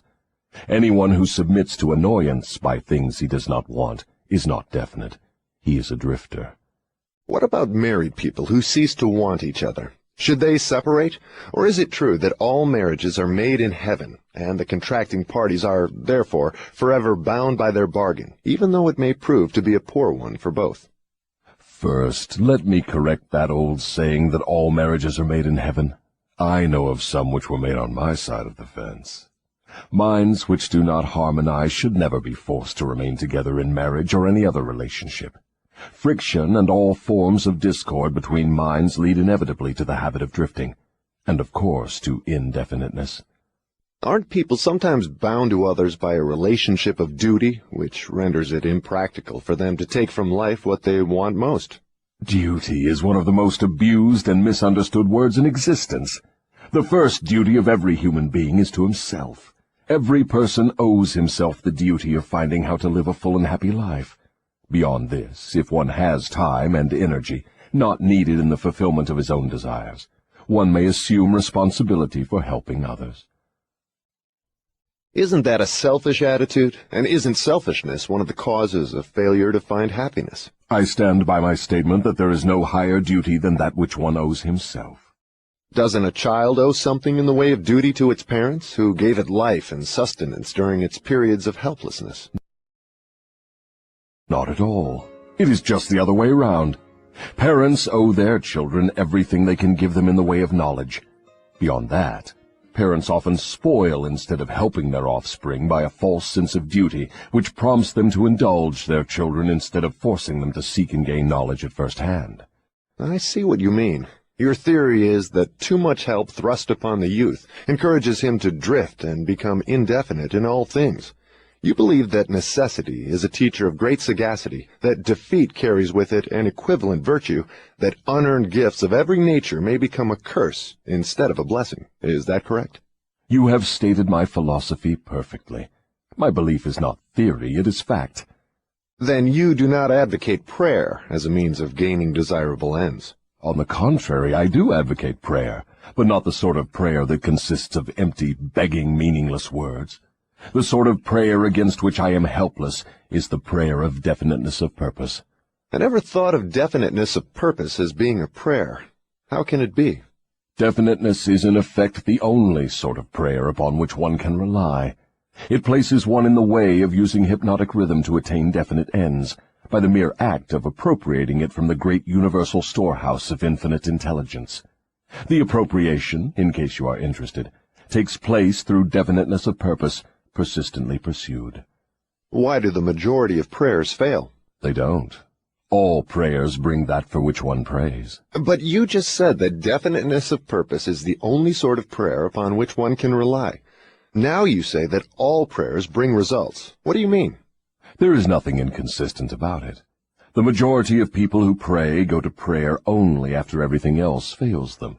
Naturally, they go with their minds filled with fear that the prayers will not be answered. Well, their fears are realized. The person who goes to prayer with definiteness of purpose and faith in the attainment of that purpose puts into motion the laws of nature, which transmute one's dominating desires into their physical equivalent. That is all there is to prayer. One form of prayer is negative and brings only negative results. One form is positive and brings definite positive results. Could anything be more simple? People who whine and beg God to assume responsibility for all their troubles and provide them with all the necessities and luxuries of life are too lazy to create what they want and translate it into existence through the power of their own minds. When you hear a person praying for something that he should procure through his own efforts, you may be sure you are listening to a drifter. Infinite intelligence favors only those who understand and adapt themselves to her laws. She makes no discrimination because of fine character or pleasing personality. These things help people negotiate their way through life more harmoniously with one another. But the source from which prayer is answered is not impressed by fine feathers. Nature's law is, know what you want, adapt yourself to my laws, and you shall have it. Does that harmonize with the teachings of Christ? Perfectly. Also, it harmonizes with the teachings of all truly great philosophers. Is your theory of definiteness in harmony with the philosophy of men of science? Definiteness is the major difference between a scientist and a drifter. Through the principle of definiteness of purpose and plan, the scientist forces nature to hand over her most profound secrets. It was through this principle that Edison uncovered the secret of the talking machine, the incandescent electric light, and scores of other benefits for mankind. Then I understand that definiteness is the first requisite for success in all earthly undertakings. Is that right? Exactly. Anything which teaches people to examine facts and coordinate them into definite plans through accurate thinking is hard on my profession. If this thirst for definite knowledge now spreading over the world keeps up, my business will be shot to pieces within the next few centuries. I thrive on ignorance, superstition, intolerance, and fear. But I cannot stand up under definite knowledge properly organized into definite plans in the minds of people who think for themselves. Why don't you take over omnipotence and manage the whole works in your own way? You might as well ask why the negative portion of the electron doesn't take over the positive portion and run the entire works. The answer is that both the positive and the negative charges of energy are necessary to the existence of the electron. One is balanced equally against the other, stalemated as it were. So it is with what you call omnipotence and I. We represent the positive and the negative forces of the entire system of universes, and we are equally balanced one against the other. If this power of balance were shifted the slightest degree, the whole system of universes would become quickly reduced to a mass of inert matter. Now you know why I cannot take over the whole show and run it my way. If what you say is true, you have exactly the same power as omnipotence. Is that true? That is correct. My opposition, you call it omnipotence, expresses itself through the forces which you call good, the positive forces of nature. I express myself through the forces you call bad, the negative forces. Both good and bad are coincidental with existence. One is as important as the other. Then the doctrine of predestination is sound. People are born to success or failure, misery or happiness, to be good or bad, and they have nothing to do with this, nor can they modify their natures. Is that your claim? Emphatically not. Every human being has a wide range of choice in both his thoughts and his deeds. Every human being can use his brain for the reception and the expression of positive thoughts, or he can use it for the expression of negative thoughts. His choice in this important matter shapes his entire life. From what you have said, I gather the idea that human beings have more freedom of expression than either you or your opposition. Is that correct? That is true. Omnipotence and I are bound by immutable laws of nature. We cannot express ourselves in any manner not conforming to these laws. Then it is true that man has rights and privileges not available to either omnipotence or the devil. Is that the truth? Yes, that is true. But you might well have added that man is not yet fully awakened to the realization of this potential power. Man still regards himself as something resembling the worms in the dust. when in reality he has more power than all other living things combined. Definiteness of purpose seems to be a panacea for all evils of man. Not that, perhaps, but you may be sure no one ever will become self-determining without it. Why aren't children taught definiteness of purpose in the public schools? For the reason that there is no definite plan or purpose behind any of the school curricula. Children are sent to school to make credits and to learn how to memorize, not to learn what they want of life. What good is a school credit if one cannot convert it into the material and spiritual needs of life? I am only a devil, not an unwinder of riddles. I deduce from all you say that neither the schools nor the churches prepare the youths of the world with a practical working knowledge of their own minds. Is anything of more importance to a human being than an understanding of the forces and circumstances which influence his own mind? The only thing of enduring value to any human being is a working knowledge of his own mind. The churches do not permit a person to inquire into the possibilities of his own mind, and the schools do not recognize that such a thing as a mind exists. Aren't you a little hard on the schools and the churches? No, I am merely describing them as they are, without bias or prejudice. Aren't the schools and the churches your bitter enemies? Their leaders may think they are, but I am impressed only by facts. The truth is this, if you must know it. The churches are my most helpful allies, and the schools run the churches a close second. On what specific or general grounds do you make this claim? On the grounds that both the churches and the schools help me to convert people to the habit of drifting.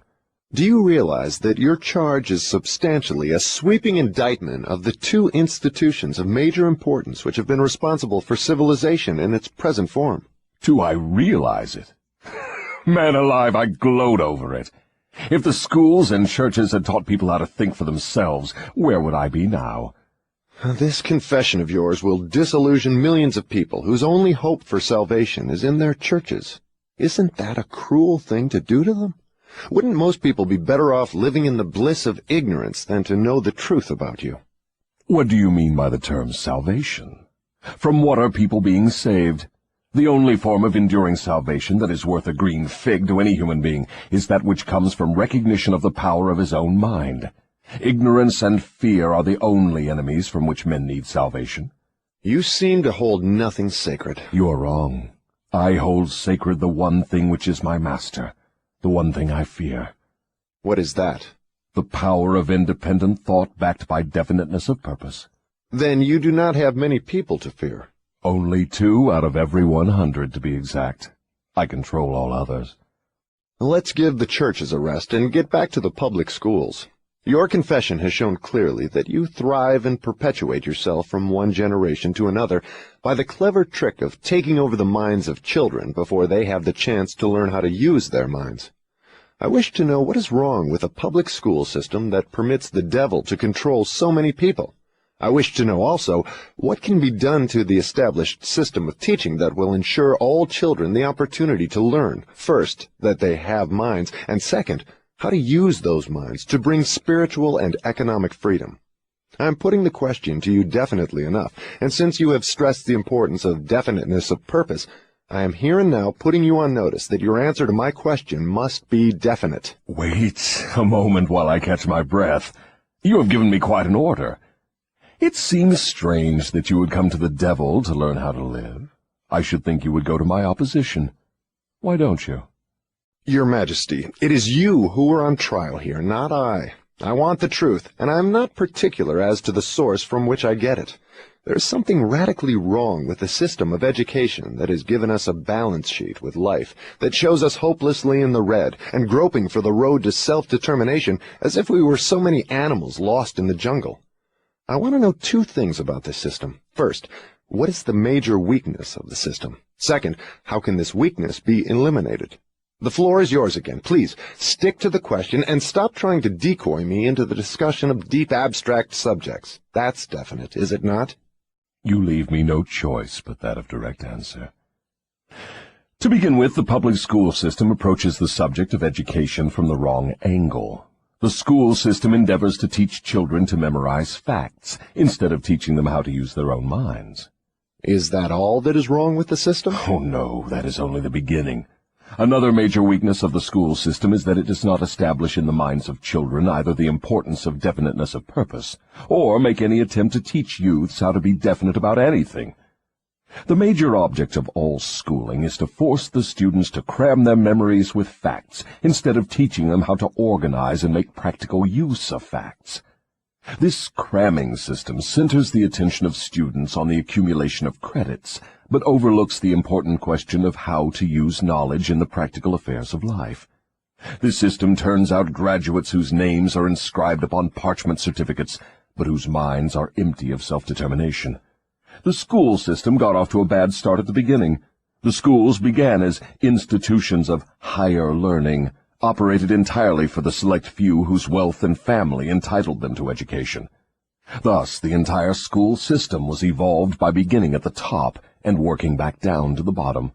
It is no wonder the system neglects to teach children the importance of definiteness of purpose, when the system itself has literally evolved through indefiniteness. What would correct this weakness of the public school system? Let's not complain of the weakness of the system unless we are prepared to offer a practical remedy with which it can be corrected. In other words, while we are discussing the importance of definiteness of plan and purpose, let us take our own medicine and be definite. Why don't you lay off the schools and churches and save yourself plenty of trouble? Don't you know that you are poking your nose into the affairs of the two forces that control the world? Suppose you do show up the schools and the churches as being weak and inadequate for the needs of human beings. What then? With what are you going to replace these two institutions? Stop trying to evade my questions by the old trick of asking a counter-question. I do not propose to replace the schools and churches, but I do propose to find out, if I can, how these organized forces can be modified so that they will serve people instead of keeping them in ignorance. Go ahead now and give me a detailed catalog of all the changes in the public school system which would improve it. So you want the entire catalog, do you? Do you want the suggested changes in the order of their importance? Describe the changes needed, just as they come to you. You are forcing me to commit an act of treason against myself. But here it is. Reverse the present system by giving children the privilege of leading in their schoolwork instead of following orthodox rules designed only to impart abstract knowledge. Let instructors serve as students, and let the students serve as instructors. As far as possible, organize all schoolwork into definite methods through which the student can learn by doing, and direct the classwork so that every student engages in some form of practical labor connected with the daily problems of life. Ideas are the beginning of all human achievement. Teach all students how to recognize practical ideas that may be of benefit in helping them acquire whatever they demand of life. Teach the students how to budget and use time. And above all, teach the truth that time is the greatest asset available to human beings, and the cheapest. Teach the student the basic motives by which all people are influenced, and show how to use these motives in acquiring the necessities and the luxuries of life. Teach children what to eat, how much to eat, and what is the relationship between proper eating and sound health. Teach children the true nature and function of the emotion of sex. And above all, teach them that it can be transmuted into a driving force capable of lifting one to great heights of achievement. Teach children to be definite in all things, beginning with the choice of a definite major purpose in life. Teach children the nature of and possibilities for good and evil in the principle of habit, using as illustrations with which to dramatize the subject the everyday experiences of children and adults. Teach children how habits become fixed through the laws of hypnotic rhythm, and influence them to adopt, while in the lower grades, habits that will lead to independent thought. Teach children the difference between temporary defeat and failure, and show them how to search for the seed of an equivalent advantage which comes with every circumstance of defeat. Teach children to express their own thoughts fearlessly, and to accept or reject at will all ideas of others, reserving to themselves always the privilege of relying upon their own judgment.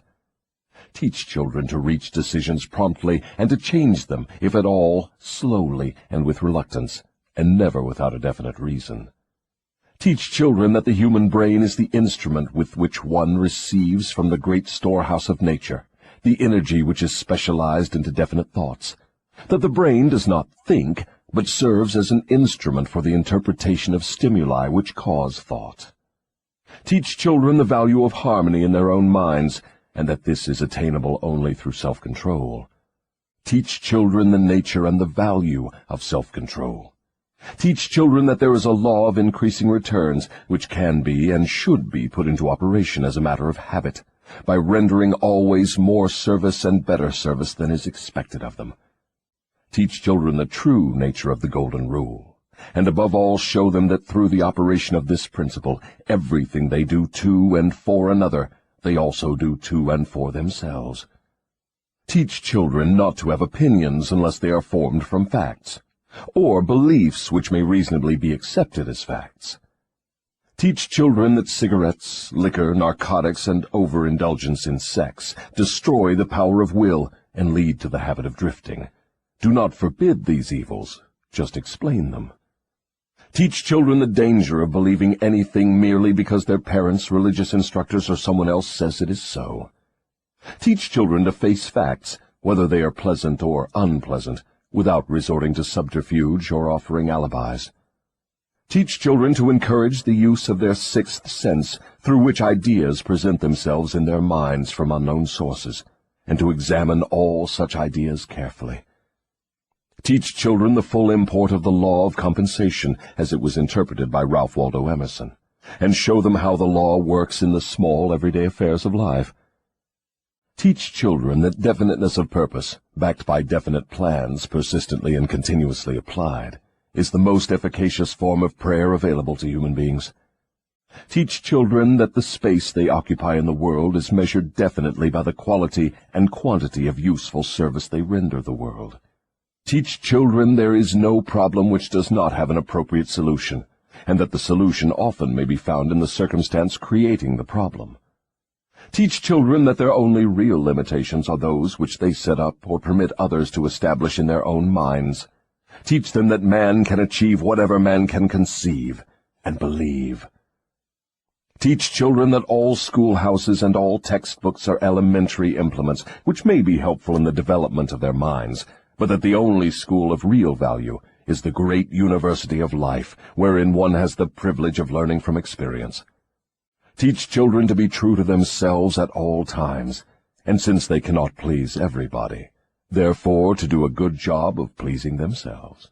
That is an imposing list, but it seems conspicuous by the fact it ignores practically every subject now taught in the public schools.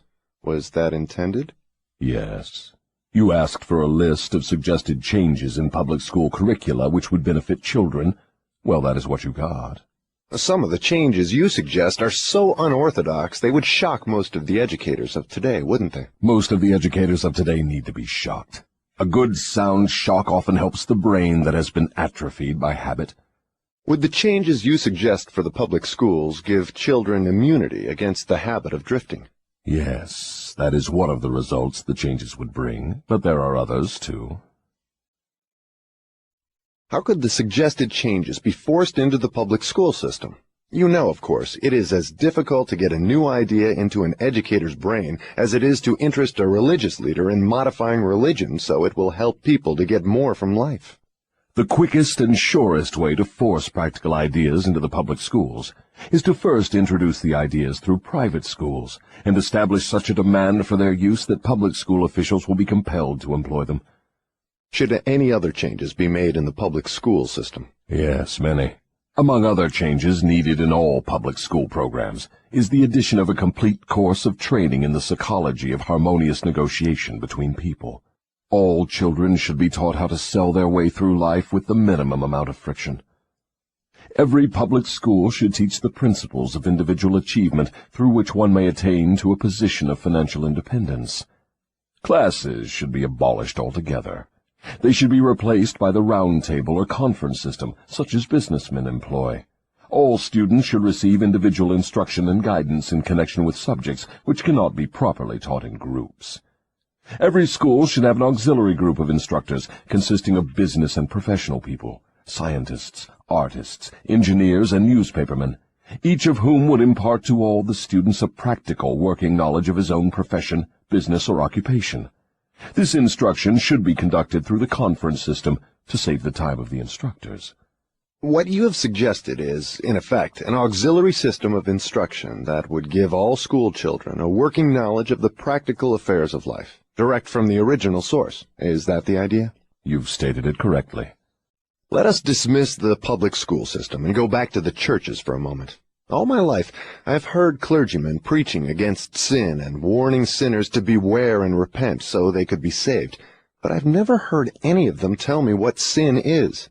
Will you give me some light on this subject? Sin is anything one does or thinks which causes one to be unhappy.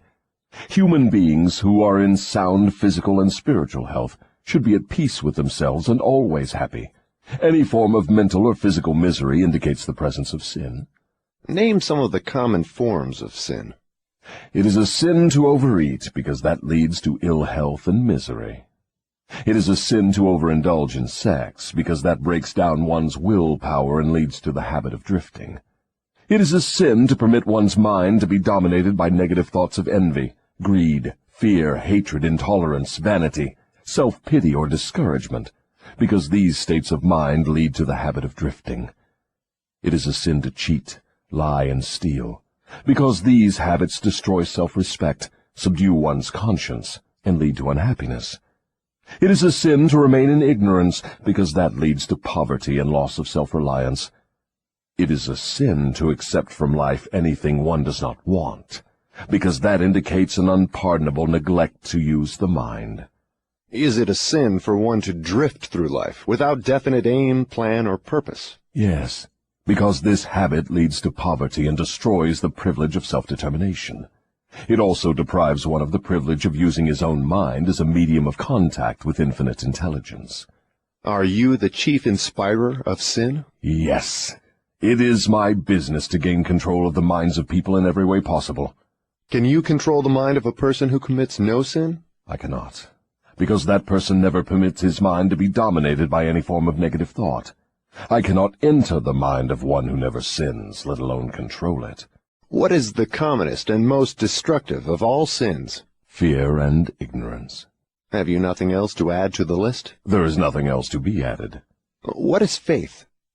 It is a state of mind wherein one recognizes and uses the power of positive thought as a medium by which one contacts and draws upon the universal store of infinite intelligence at will. In other words, faith is the absence of all forms of negative thought. Is that the idea? Yes, that is another way of describing it. Has a drifter the capacity to use faith? He may have the capacity, but he does not use it. Everyone has the potential power to clear his mind of all negative thoughts, and thereby avail himself of the power of faith.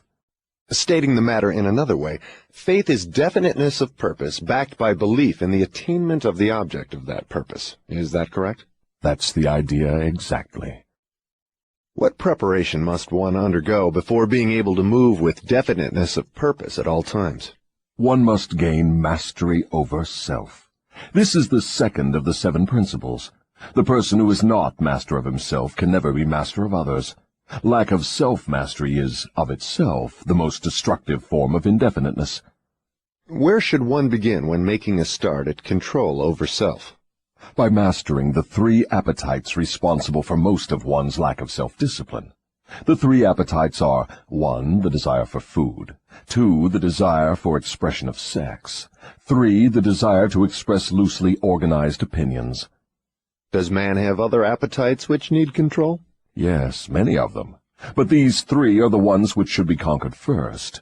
When a man becomes master of these 3 appetites, he has developed enough self-discipline to conquer easily those of lesser importance.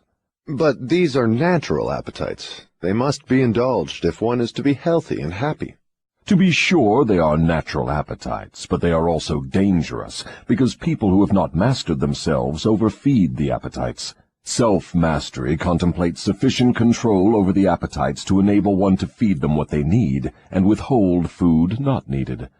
Your viewpoint is both interesting and educational. Describe the details through which I may understand how and under what circumstances people overfeed the appetites.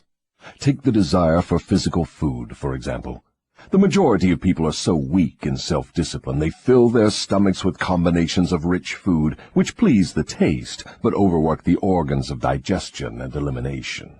They pour into their stomachs both quantity and combinations of food which the body chemist can dispose of only by converting the food into deadly toxic poisons. These poisons clog and stagnate the body's sewer system until it slows down in its work of elimination of waste matter. After a while, the sewer system stops working altogether, and the victim has what he calls constipation. By that time, he is ready for the hospital. Auto-intoxication, or body sewer poisoning, takes the machinery of the brain and rolls it into something resembling a wad of putty.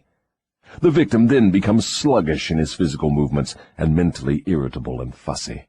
If he could only take one good look at and one bad smell of his sewer system, he would be ashamed to look himself in the face. City sewers are not the pleasantest of places when they become overloaded or clogged, but they are clean and sweet compared with the intestinal sewer when it has been overloaded or clogged.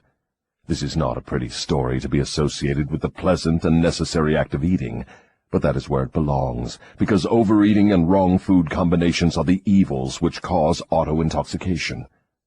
People who eat wisely and keep their body sewers clean handicap me, because a clean body sewer generally means a sound body and a brain that functions properly. Imagine, if your imagination can be stretched that far, how any human being could move with definiteness of purpose with his body sewer filled with enough poison to kill 100 people if it were injected into their bloodstream directly. And all this trouble is the result of lack of control over the physical appetite for food.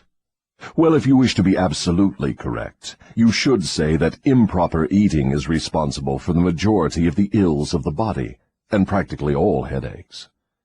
If you want proof of this, select 100 people suffering with headaches and give each of them a thorough washing out of their body sewer systems with a high enema, and observe that no fewer than 95 of the headaches will disappear within a few minutes after the sewers have been cleaned.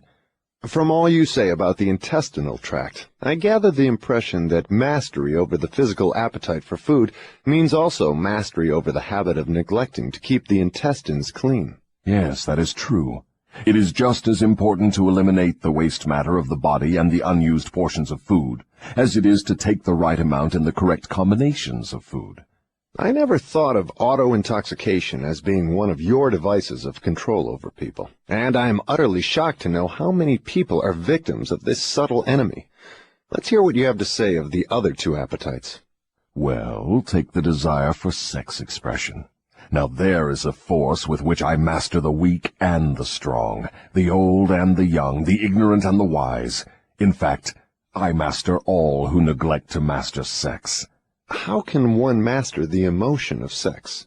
By the simple process of transmuting that emotion into some form of activity other than copulation. Sex is one of the greatest of all forces which motivate human beings. Because of this fact, it is also one of the most dangerous forces. If humans would control their sex desires and transmute them into a driving force with which to carry on their occupation, that is, if they spent on their work 1/2 the time they dissipate in pursuit of sex, they would never know poverty. Do I understand you to imply there is a relationship between sex and poverty? Yes, where sex is not under definite control. If allowed to run its natural course, sex will quickly lead one into the habit of drifting. Is there any relationship between sex and leadership? Yes, all great leaders in every walk of life are highly sexed, but they follow the habit of controlling their sex desires, switching them into a driving force behind their occupation. Is the habit of overindulgence in sex as dangerous as the habit of taking narcotics or liquor? There is no difference between these habits. Both lead to hypnotic control through the habit of drifting. Why does the world look upon sex as something vulgar? Because of the vulgar abuse people have made of this emotion.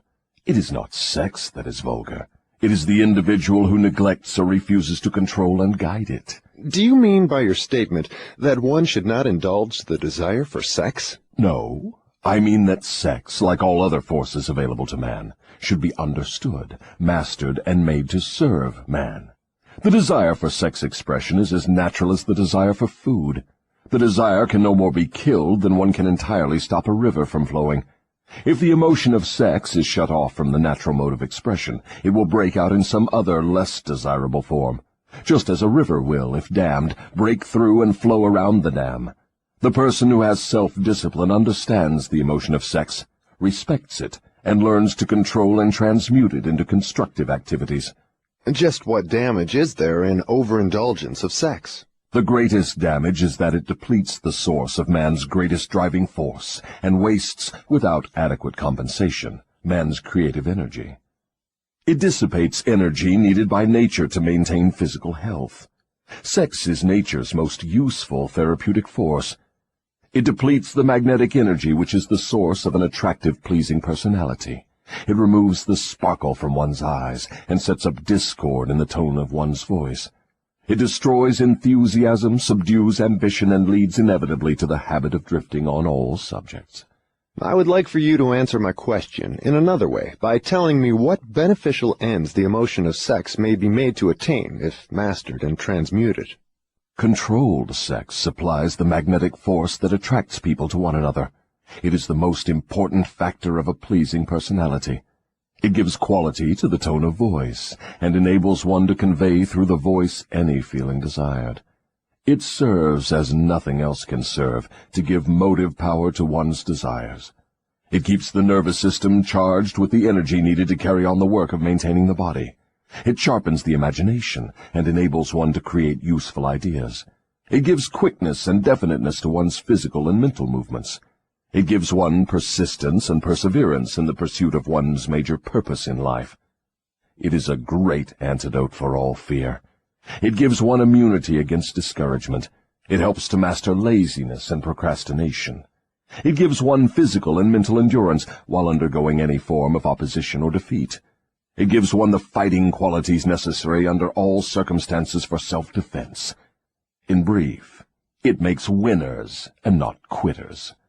Are those all the advantages you claim for controlled sex energy? No, they are only some of the more important benefits it provides.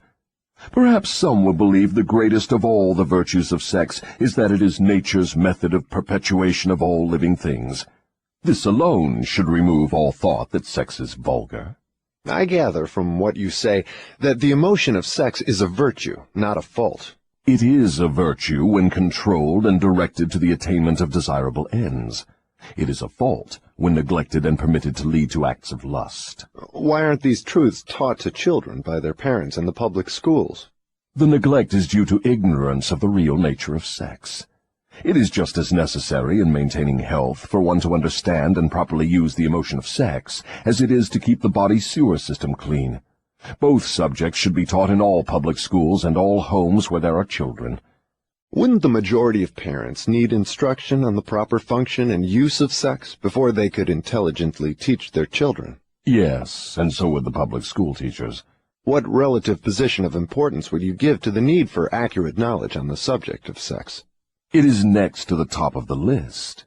There is but one thing of greater importance to human beings. That is accurate thought. Do I understand you to say that knowledge of the true functions of sex and ability to think accurately are the two things of greatest importance to mankind? That is what I intend you to understand. Accurate thinking comes first because it is the solution to all man's problems, the answer to all his prayers, the source of opulence and all material possessions. Accurate thinking is aided by properly controlled and directed sex emotion, because sex emotion is the same energy as that with which one thinks. It begins with those who desire self-determination sufficiently to be willing to pay its price. No one can be entirely free, spiritually, mentally, physically, and economically, without learning the art of accurate thinking. No one can learn to think accurately without including, as a part of the needed knowledge, information on the control of sex emotion through transmutation. It will be a great surprise to many people to learn there is so close a relationship between thinking and sex emotion. Tell us now about the third appetite, and let's see what it has to do with self-discipline. The habit of expressing loosely organized opinions is one of the most destructive of habits. Its destructiveness consists in its tendency to influence people to guess instead of searching for the facts when they form opinions, create ideas, or organize plans. The habit develops a grasshopper mind, one that jumps from one thing to another but never completes anything. And, of course, carelessness in the expression of opinions leads to the habit of drifting. From there it is only a step or two until one is bound by the law of hypnotic rhythm, which automatically prohibits accurate thinking. What other disadvantages are there in free expression of opinions? The person who talks too much informs the world of his aims and plans, and gives to others the opportunity to profit by his ideas. Wise men keep their plans to themselves, and refrain from expressing uninvited opinions. This prevents others from appropriating their ideas, and makes it difficult for others to interfere with their plans. Why do so many people indulge in the habit of expressing uninvited opinions? The habit is one way of expressing egotism and vanity. The desire for self-expression is inborn in people. The motive back of the habit is to attract the attention of others and to impress them favorably. Actually, it has just the opposite effect. When the self-invited speaker attracts attention, it usually is unfavorable. Yes. What other disadvantages has the habit? The person who insists on talking seldom has an opportunity to learn by listening to others. But isn't it true that a magnetic speaker often puts himself in the way of opportunity to benefit himself by attracting the attention of others through his powers of oratory? Yes. A magnetic orator does have an asset of tremendous value in his ability to impress people by his speech, but he cannot make the best use of this asset if he forces his speech on others without their invitation. No single quality adds more to one's personality than the ability to speak with emotional feeling, force, and conviction, but the speaker must not impose his speech upon others without being invited to do so. There is an old saying that nothing is worth more than its actual cost. This applies as well to the free, uninvited expression of opinions as to material things. What about people who volunteer their opinions by expressing them in writing? Do they also suffer by lack of self-discipline? One of the worst pests on earth is the person who writes uninvited letters to people of prominence. Men in public office, moving picture stars, men who have succeeded in business or written a best-selling book. And people whose names appear often in the newspapers are continuously besieged by people who write letters expressing their opinion on all subjects. But the writing of uninvited letters is a harmless way of finding pleasure through self-expression, is it not? What damage does one do by the habit? Habits are contagious. Every habit attracts a flock of its relatives. The habit of doing anything that is useless leads to the formation of other habits that are useless, especially the habit of drifting. But that is not all the dangers associated with the habit of indulging in uninvited expression of opinions. The habit creates enemies and places in their hands dangerous weapons by which they may do great injury to the one who indulges in it. Thieves and confidence men and racketeers pay big prices for the names and addresses of the writers of uninvited letters. Knowing as they do, the writers of these letters become easy victims of all manner of schemes that result in the loss of their money. They refer to the writers of such letters as nuts. If you wish to know how foolish people are who write uninvited letters, read the nut column of any newspaper, the column in which the paper publishes the voluntary opinions of its readers, and you will see for yourself how the writers of such letters antagonize people and invite opposition from others. Now, I had no idea, Your Majesty, that people get into so much difficulty through uninvited expression of their opinions. But now that you have brought up the subject, I do remember writing the editor of a prominent magazine an uninvited letter of criticism, which cost me a fine position on his staff, at a fat salary. That is a perfect example. The proper place to begin self-discipline is right where you stand. The way to begin is by recognizing the truth, that there is nothing for good or evil throughout the myriads of universes except the power of natural law. There is no individual personality anywhere throughout the myriad of universes with the slightest power to influence a human being, save nature and human beings themselves. There is no human being now living, no human being has ever lived, and no human being ever will live with the right or the power to deprive another human being of the inborn privilege of free and independent thought. That privilege is the only one over which any human being can have absolute control. No adult human being ever loses the right to freedom of thought, but most humans lose the benefits of this privilege either by neglect or because it has been taken away from them by their parents or religious instructors before the age of understanding. These are self-evident truths, no less important because they are being called to your attention by the devil than they would be if brought to your attention by my opposition. But what are people going to lean upon in the hour of emergency, when they know not where nor to whom to appeal? Let them lean upon the only dependable power available to any human being. And what is that? Themselves. The power of their own thoughts. The only power they can control and may rely upon. The only power which cannot be perverted, colored, modified, or falsified by their dishonest fellow human beings. All you say seems logical, but why must I come to the devil to discover such profound truths? Let's get back to the 7 principles. You've already disclosed enough information to show clearly that the secret of how to break the power of hypnotic rhythm is wrapped in the 7 principles. You have shown, too, that the most important of these principles is self-discipline. Now, go ahead and describe the other 5 principles you have not yet mentioned and indicate what part they play in giving one self-discipline. First, let me summarize that part of my confession we have already covered. I have frankly told you that my 2 most effective devices for mastering human beings are the habit of drifting and the law of hypnotic rhythm. I have shown you that drifting is not a natural law, but a man-made habit which leads to man's submission to the law of hypnotic rhythm. The 7 principles are the media by which man may break the hold of hypnotic rhythm and take possession again of his own mind. You see, therefore, the 7 principles are the 7 steps which lead victims of hypnotic rhythm out of the self-made prisons in which they are bound. The 7 principles are the master key that unlocks the door to spiritual, mental, and economic self-determination.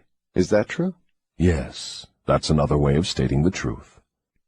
Is failure ever a benefit to man? Yes. Indeed, learning from adversity is the 3rd of the 7 principles. But few people know that every adversity brings with it the seed of an equivalent advantage. Still fewer people know the difference between temporary defeat and failure. If this knowledge were generally known, I would be deprived of one of my strongest weapons of control over human beings. But I understood you to say that failure is one of your greatest allies. I got the impression from your confession that failure causes people to lose ambition and quit trying, and then you take them over without opposition on their part. That is just the point. I take them over after they quit trying. If they knew the difference between temporary defeat and failure, they would not quit when they meet with opposition from life. If they knew that every form of defeat and all failures bring with them the seed of unborn opportunity, they would keep on fighting and win. Success usually is but one short step beyond the point where one quits fighting. Is that all one might learn from adversity, defeat, and failure? No, that is the least of what one might learn. I hate to tell you this, but failure often serves as a blessing in disguise, because it breaks the grip of hypnotic rhythm and frees the mind for a fresh start. Now we are getting somewhere. So, you have confessed at long last that even nature's law of hypnotic rhythm can be, and often is, annulled by nature herself. Is that correct? No, that is not stating the matter accurately. Nature never reverses any of her natural laws. Nature does not take away a human being's freedom of thought through hypnotic rhythm. The individual gives up his freedom by abuse of this law. If a man jumped from a tree and was killed by the sudden impact of his body with the earth, through the law of gravity, you wouldn't say nature murdered him, would you? You would say the man neglected to relate himself properly to the law of gravity. I'm beginning to see. The law of hypnotic rhythm is capable of both negative and positive application.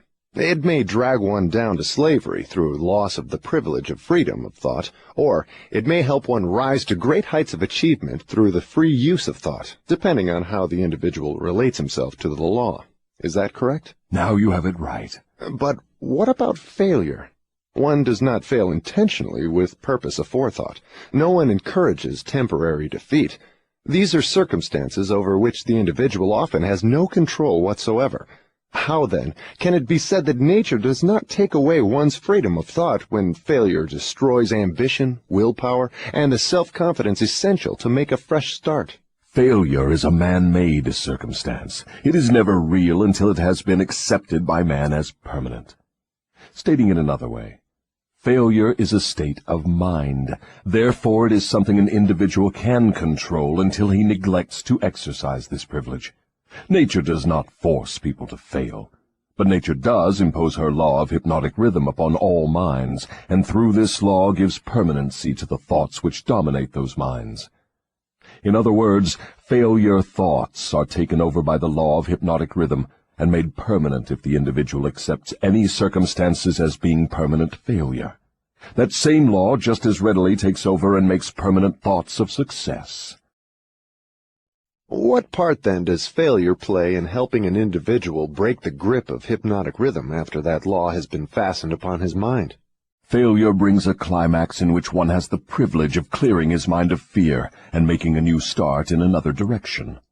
Failure proves conclusively that something is wrong with one's aims or the plans by which the object of these aims is sought. Failure is the dead end of the habit path one has been following, and when it is reached it forces one to leave that path and take up another, thereby creating a new rhythm. But failure does more than this. It gives an individual an opportunity to test himself, wherein he may learn how much willpower he possesses. Failure also forces people to learn many truths they would never discover without it.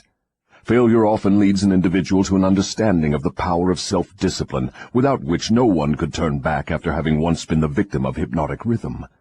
Study the lives of all people who achieve outstanding success in any calling, and observe with profit that their success is usually in exact ratio to their experiences of defeat before succeeding. Is this all you have to say of the advantages of failure? No, I have barely begun. If you want the real significance of adversity, failure, defeat, and all other experiences which break up a human being's habits and force him to form new habits, watch nature at her work. Nature uses illness to break the physical rhythm of the body when the cells and organs become improperly related. She uses economic depressions to break the rhythm of mass thought when great numbers of people become improperly related, through business, social, and political activities. And she uses failure to break the rhythm of negative thought when an individual becomes improperly related to himself in his own mind. Observe carefully, and you will see that everywhere in nature there is always at work a natural law which gives eternal change to all matter, all energy, and to the power of thought. The only permanent thing in the universes is change, eternal, inexorable change, through which every atom of matter and every unit of energy has the opportunity to properly relate itself to all other units of matter and energy. And every human being has the opportunity and the privilege of properly relating himself to all other human beings, no matter how many mistakes he makes, or how many times or in what ways he may be defeated. When mass failure overtakes a nation, such as the 1929 World Business Depression, the circumstance is in perfect harmony with nature's plan to break up man's habits and give out fresh opportunities. What you are saying intrigues me. Am I to understand that hypnotic rhythm has something to do with the way people relate themselves to one another? That abstract, elusive thing called character is nothing but a manifestation of the law of hypnotic rhythm. Therefore, when speaking of one's character, it would be proper to say his thought habits have been crystallized into a positive or a negative personality. Through hypnotic rhythm, one is good or bad because of the knitting together of his thoughts and deeds through hypnotic rhythm. One is bound by poverty or blessed with abundance because his aims, plans, and desires, or lack of them, have been made permanent and real by hypnotic rhythm. Is that all you have to say of the connection between hypnotic rhythm and human relationships? No, I have just begun. Remember, while I am talking, I am speaking of the influence of hypnotic rhythm in connection with all human relationships.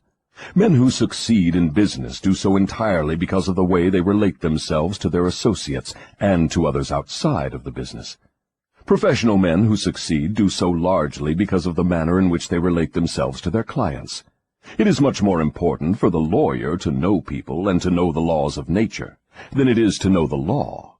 And the doctor is a failure before he starts unless he knows how to relate himself to his patients so as to establish their faith in him. Marriage succeeds or fails entirely because of the manner in which the participants relate themselves to one another. Proper relationship in marriage begins with a proper motive for the marriage.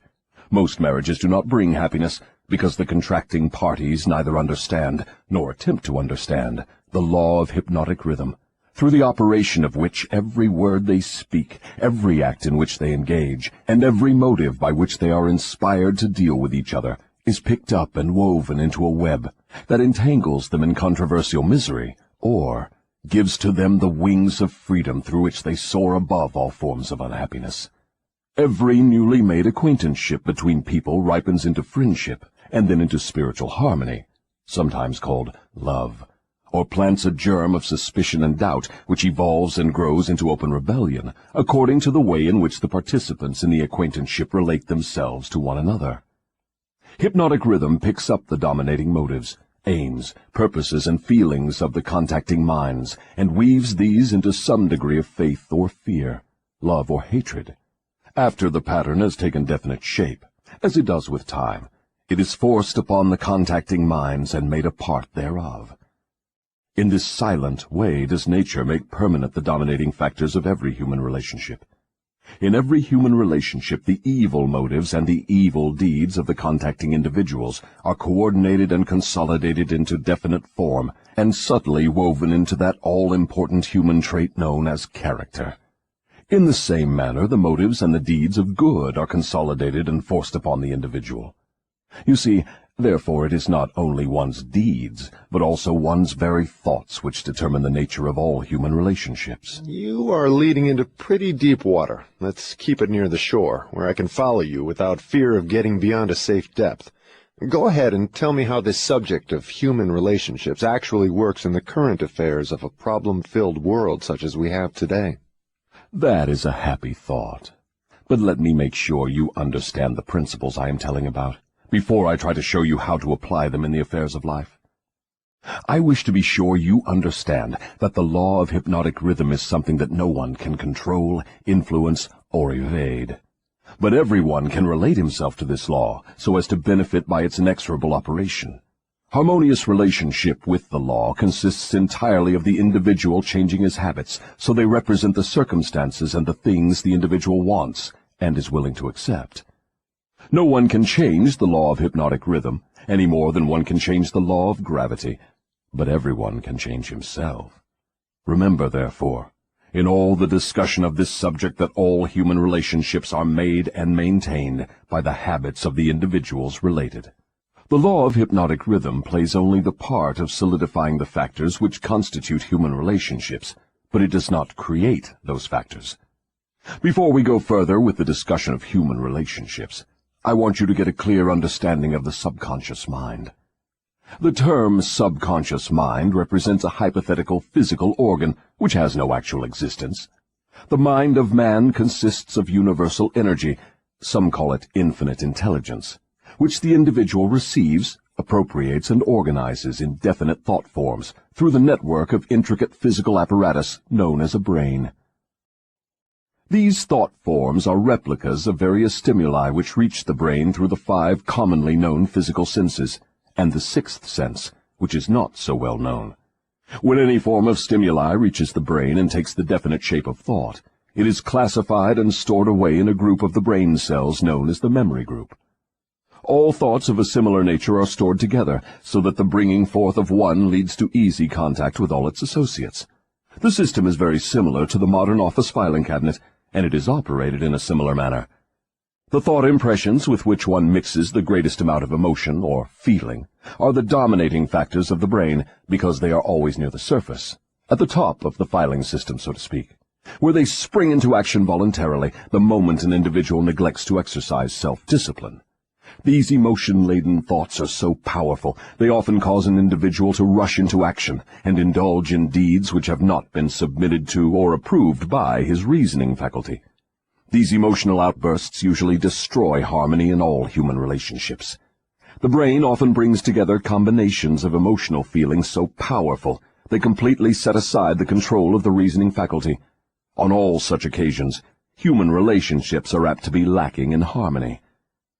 Through the operation of the 6th sense, the brain of a human being may contact the filing cabinet of other brains and inspect at will whatever thought impressions are on file there. The condition under which one person may contact and inspect the filing cabinet of another person's brain is generally known as harmony.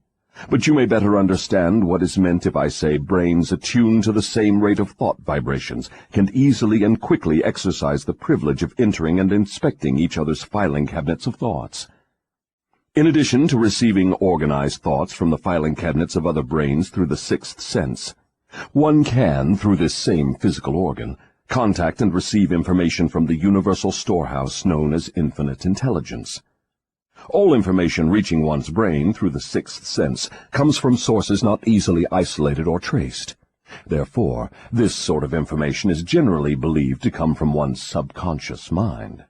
The sixth sense is the organ of the brain through which one receives all information, all knowledge, all thought impressions which do not come through one or more of the 5 physical senses. Now that you understand how the mind operates, you will more easily understand how and why people come to grief through improper human relationships. You will also understand how human relationship may be made to yield riches in their highest form, riches in material, mental, and spiritual estates. Moreover, you will understand there can never be happiness except through understanding and application of the right principles of human relationships. You will understand, too, that no individual is an entity unto himself, that completeness of mind can be attained only by harmony of purpose and deed between 2 or more minds. You will understand why every human being should, of his own choice, become his brother's keeper in fact, as well as in theory. What you say may be true, but I still insist that you have me beyond safe depths of thought. Let us get back nearer to the shore, where I can wade in familiar water. We shall go out into the deeper water after we learn to swim well. We started out to discuss the subject of how to profit by adversity, but it seems we have drifted somewhat afield from that subject. We have detoured, but we have not drifted. The devil never drifts. The detour was necessary in order that you might be prepared to understand the most important part of this entire interview. We are now ready to get back to the discussion of the subject of adversity. Inasmuch as most adversities grow out of improper relationships between people, it seems important to understand how people may become properly related. Naturally, the question arises as to what is a proper relationship between people. The answer is that the proper relationship is one that brings to all connected with it, or affected by it, some form of benefit. What then is an improper relationship? Any relationship between people which damages anyone, or brings any form of misery or unhappiness to any of the individuals. How can improper relationships be corrected? By change of mind of the person causing the improper relationship, or by changing the persons to the relationship. Some minds harmonize naturally, while others just as naturally clash. Successful human relationships, to endure as such, must be formed of minds that naturally harmonize, quite aside from the question of having common interests as a means of bringing them into harmony. When you speak of business leaders who succeed because they know how to pick men, you might more correctly say they succeed because they know how to associate minds which harmonize naturally. Knowing how to pick people successfully for any definite purpose in life is based upon ability to recognize the types of people whose minds naturally harmonize. Stay focused on adversity, if you will. If there are possible benefits to be found through adversity, name some of them. Adversity relieves people of vanity and egotism. It discourages selfishness by proving that no one can succeed without the cooperation of others. Adversity forces an individual to test his mental, physical, and spiritual strength. It thus brings him face to face with his weaknesses and gives him the opportunity to bridge them. Adversity forces one to seek ways and means to definite ends by meditation and introspective thought. This often leads to the discovery and use of the sixth sense, through which one may communicate with infinite intelligence. Adversity forces one to recognize the need for intelligence not available except from sources outside of one's own mind. Adversity breaks old habits of thought and gives one an opportunity to form new habits. Therefore, it may serve to break the hold of hypnotic rhythm and change its operation from negative to positive ends. What is the greatest benefit one may receive through adversity? The greatest benefit of adversity is that it may, and generally does, force one to change one's thought habits, thus breaking and redirecting the force of hypnotic rhythm. In other words, failure always is a blessing when it forces one to acquire knowledge or to build habits that lead to the achievement of one's major purpose in life. Is that correct? Yes, and something more. Failure is a blessing when it forces one to depend less upon material forces and more upon spiritual forces. Many human beings discover their other selves, the forces which operate through the power of thought, only after some catastrophe deprives them of the full and free use of their physical bodies. When a man can no longer use his hands and his feet, he usually begins to use his brain. Thus he puts himself in the way of discovering the power of his own mind. What benefits may be derived from the loss of material things, money, for example? The loss of material things may teach many needed lessons, none greater, however, than the truth that man has control over nothing and has no assurance of the permanent use of anything except his own power of thought. I wonder if this is not the greatest benefit available through adversity. No. The greatest potential benefit of any circumstance which causes one to make a fresh start is that it provides an opportunity to break the grip of hypnotic rhythm and set up a new set of thought habits. New habits offer the only way out for people who fail. Most people who escape from the negative to the positive operation of the law of hypnotic rhythm do so only because of some form of adversity which forces them to change their thought habits. Isn't adversity apt to break one's self-reliance and cause one to give up hope? It has that effect on those whose willpower is weak through long-established habits of drifting. It has the opposite effect on those who have not been weakened through drifting. The non-drifter meets with temporary defeat and failure, but his reaction to all forms of adversity is positive. He fights instead of giving up, and usually wins. Life gives no one immunity against adversity, but life gives to everyone the power of positive thought, which is sufficient to master all circumstances of adversity and convert them into benefits. The individual is left with the privilege of using or neglecting to use his prerogative right to think his way through all adversities. Every individual is forced either to use his thought power for the attainment of definite positive ends, or by neglect or design, use this power for the attainment of negative ends. There can be no compromise, no refusal to use the mind. The law of hypnotic rhythm forces every individual to give some degree of use, either negative or positive, to his mind. But it does not influence the individual as to which use he will make of his mind. Am I to understand from what you say that every adversity is a blessing? No, I did not say that. I said there is the seed of an equivalent advantage in every adversity. I did not say there was the full-blown flower of advantage, just the seed. Usually the seed consists of some form of knowledge, some idea or plan, or some opportunity which would not have been available except through the change of thought habits forced by the adversity. Are those all the benefits available to human beings through failure? No. Failure is used by nature as a common language in which she chastises people when they neglect to adapt themselves to her laws. For example, the World War was man-made and destructive. Nature planted in the circumstances of the war the seed of an equivalent reprimand in the form of a world depression. The depression was inevitable and inescapable. It followed the war as naturally as day follows night, and by the operation of the selfsame law, the law of hypnotic rhythm. Am I to understand that the law of hypnotic rhythm is the same as that which Ralph Waldo Emerson called the law of compensation? The law of hypnotic rhythm is the law of compensation. It is the power with which nature balances negative and positive forces throughout the universes, in all forms of energy, in all forms of matter, and in all human relationships. Does the law of hypnotic rhythm operate quickly in all instances? For example, does this law immediately bless one with the benefits of positive application of thoughts, or curse one immediately with the results of negative thoughts? The law operates definitely, but not always swiftly. Both the benefits and the penalties incurred through the law by individuals may be harvested by others, either before or after their death. Observe how this law works by forcing upon one generation of people the effects of both the sins and the virtues of preceding generations. In the operation of all of nature's laws, the fourth dimension, time, is an inexorable factor. The length of time consumed by nature in the relation of effects to their causes depends in every instance on the circumstances at hand. Nature grows a pumpkin in 3 months. A good-sized oak tree requires 100 years. She converts a hen's egg into a chicken in 4 weeks, but she requires 9 months to convert the egg of a human being into an individual. I now have a better understanding of the potentialities of adversity and failure. You may go ahead now with your description of the next of the 7 principles. What is your next principle? The next principle is environmental influence.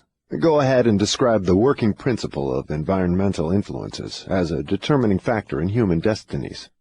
Environment consists of all the mental, spiritual, and physical forces which affect and influence human beings. What connection, if any, is there between environmental influences and hypnotic rhythm?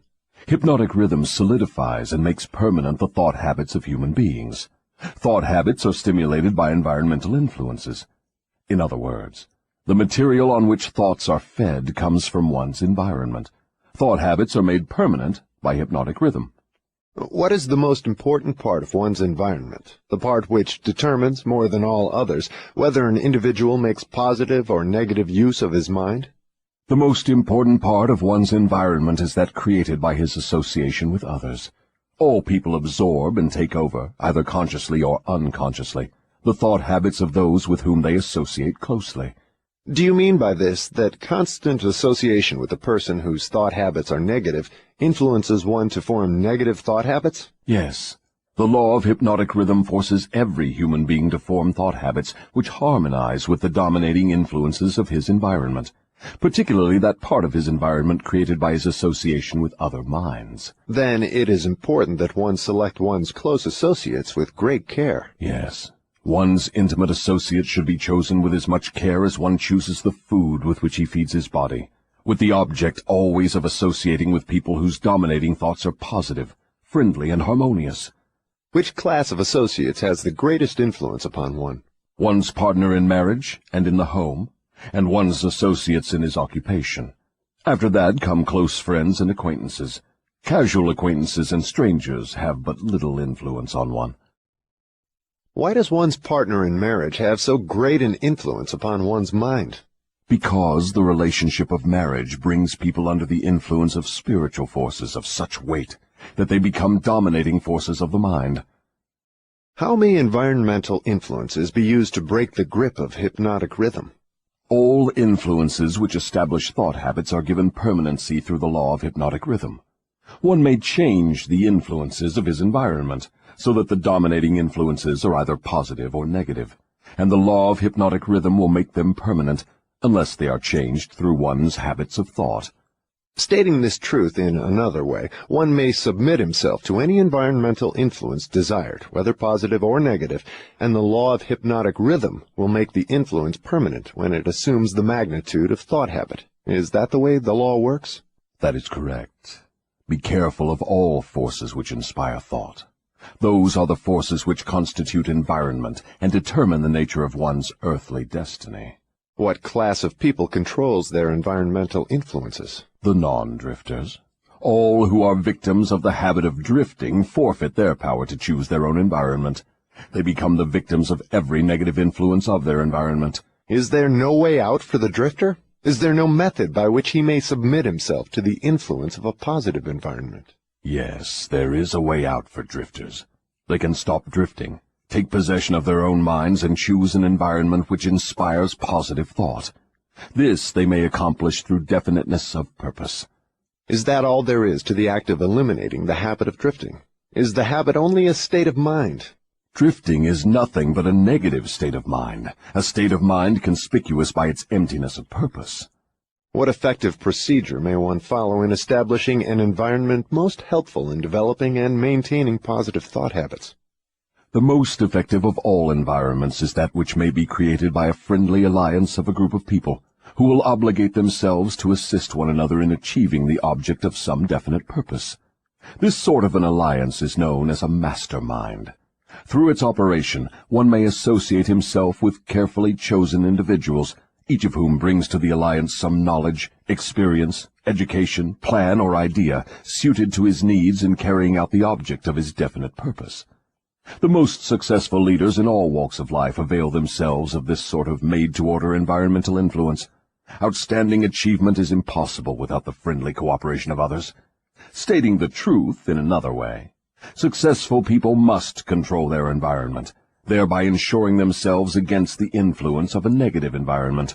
What of people whose duty to relatives makes it impossible for them to avoid the influence of a negative environment? No human being owes another any degree of duty which robs him of his privilege of building his thought habits in a positive environment. On the other hand, every human being is duty-bound to himself to remove from his environment every influence which even remotely tends to develop negative thought habits. Isn't this a cold-blooded philosophy? Only the strong survive. No one can be strong without removing himself from all influences which develop negative thought habits. Negative thought habits result in the loss of the privilege of self-determination, no matter what or who may cause those habits.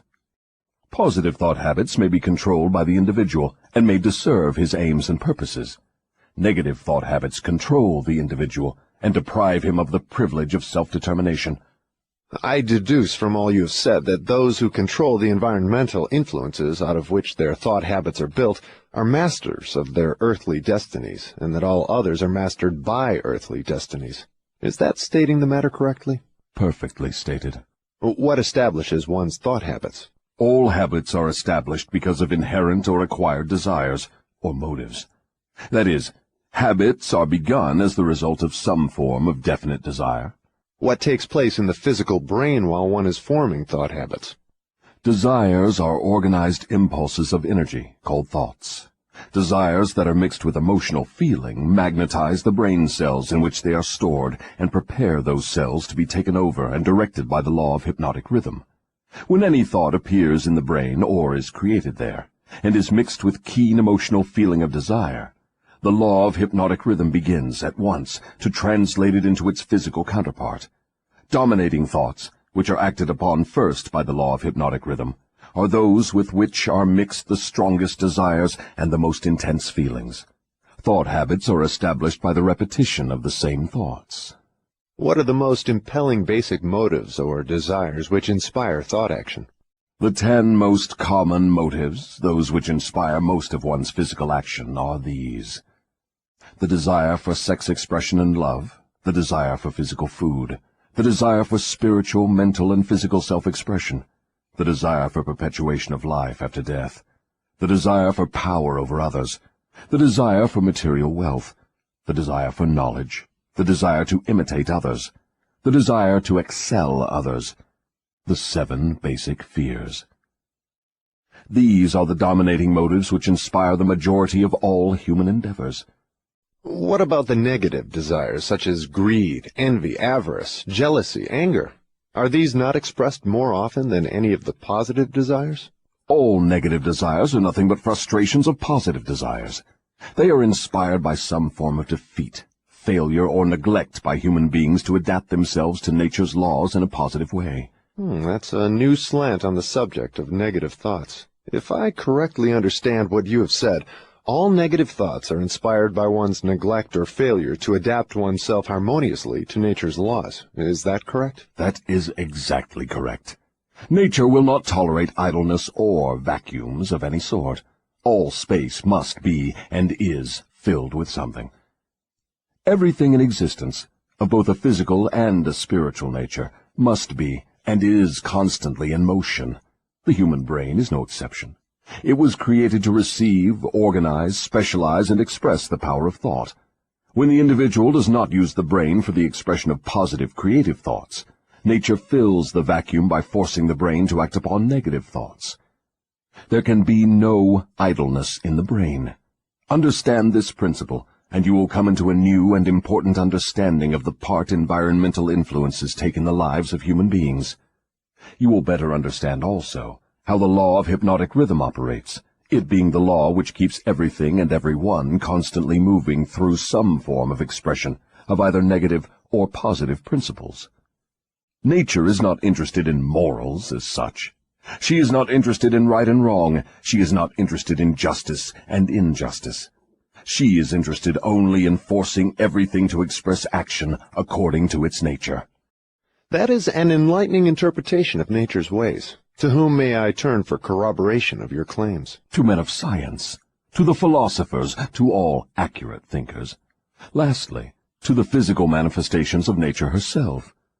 Nature has no such thing as dead matter.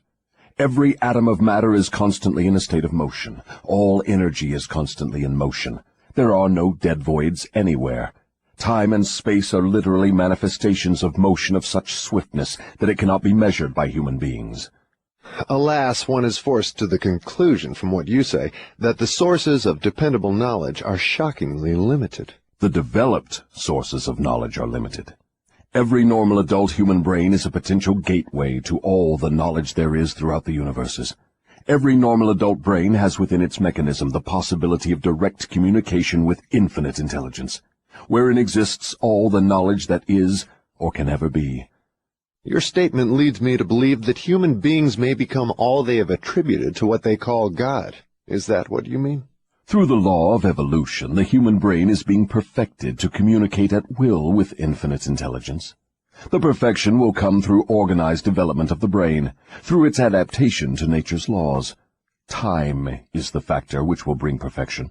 What causes cycles of recurring events such as epidemics of disease, business depressions, wars, and crime waves? All such epidemics in which great numbers of people are similarly affected are caused by the law of hypnotic rhythm, through which nature consolidates thoughts of a similar nature and causes those thoughts to be expressed through mass action.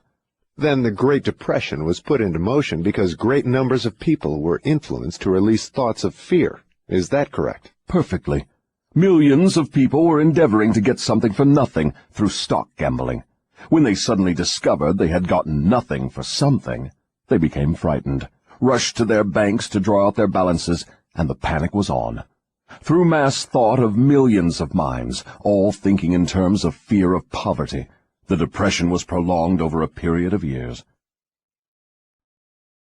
From what you say, I deduce that nature consolidates the dominating thoughts of people and expresses these thoughts through some form of mass action, such as business depressions, business booms, and so on.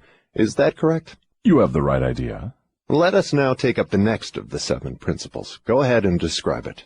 The next principle is time, the 4th dimension. What relationship is there between time and the operation of the law of hypnotic rhythm? Time is the law of hypnotic rhythm. The lapse of time required to give permanency to thought habits depends upon the object and the nature of the thoughts.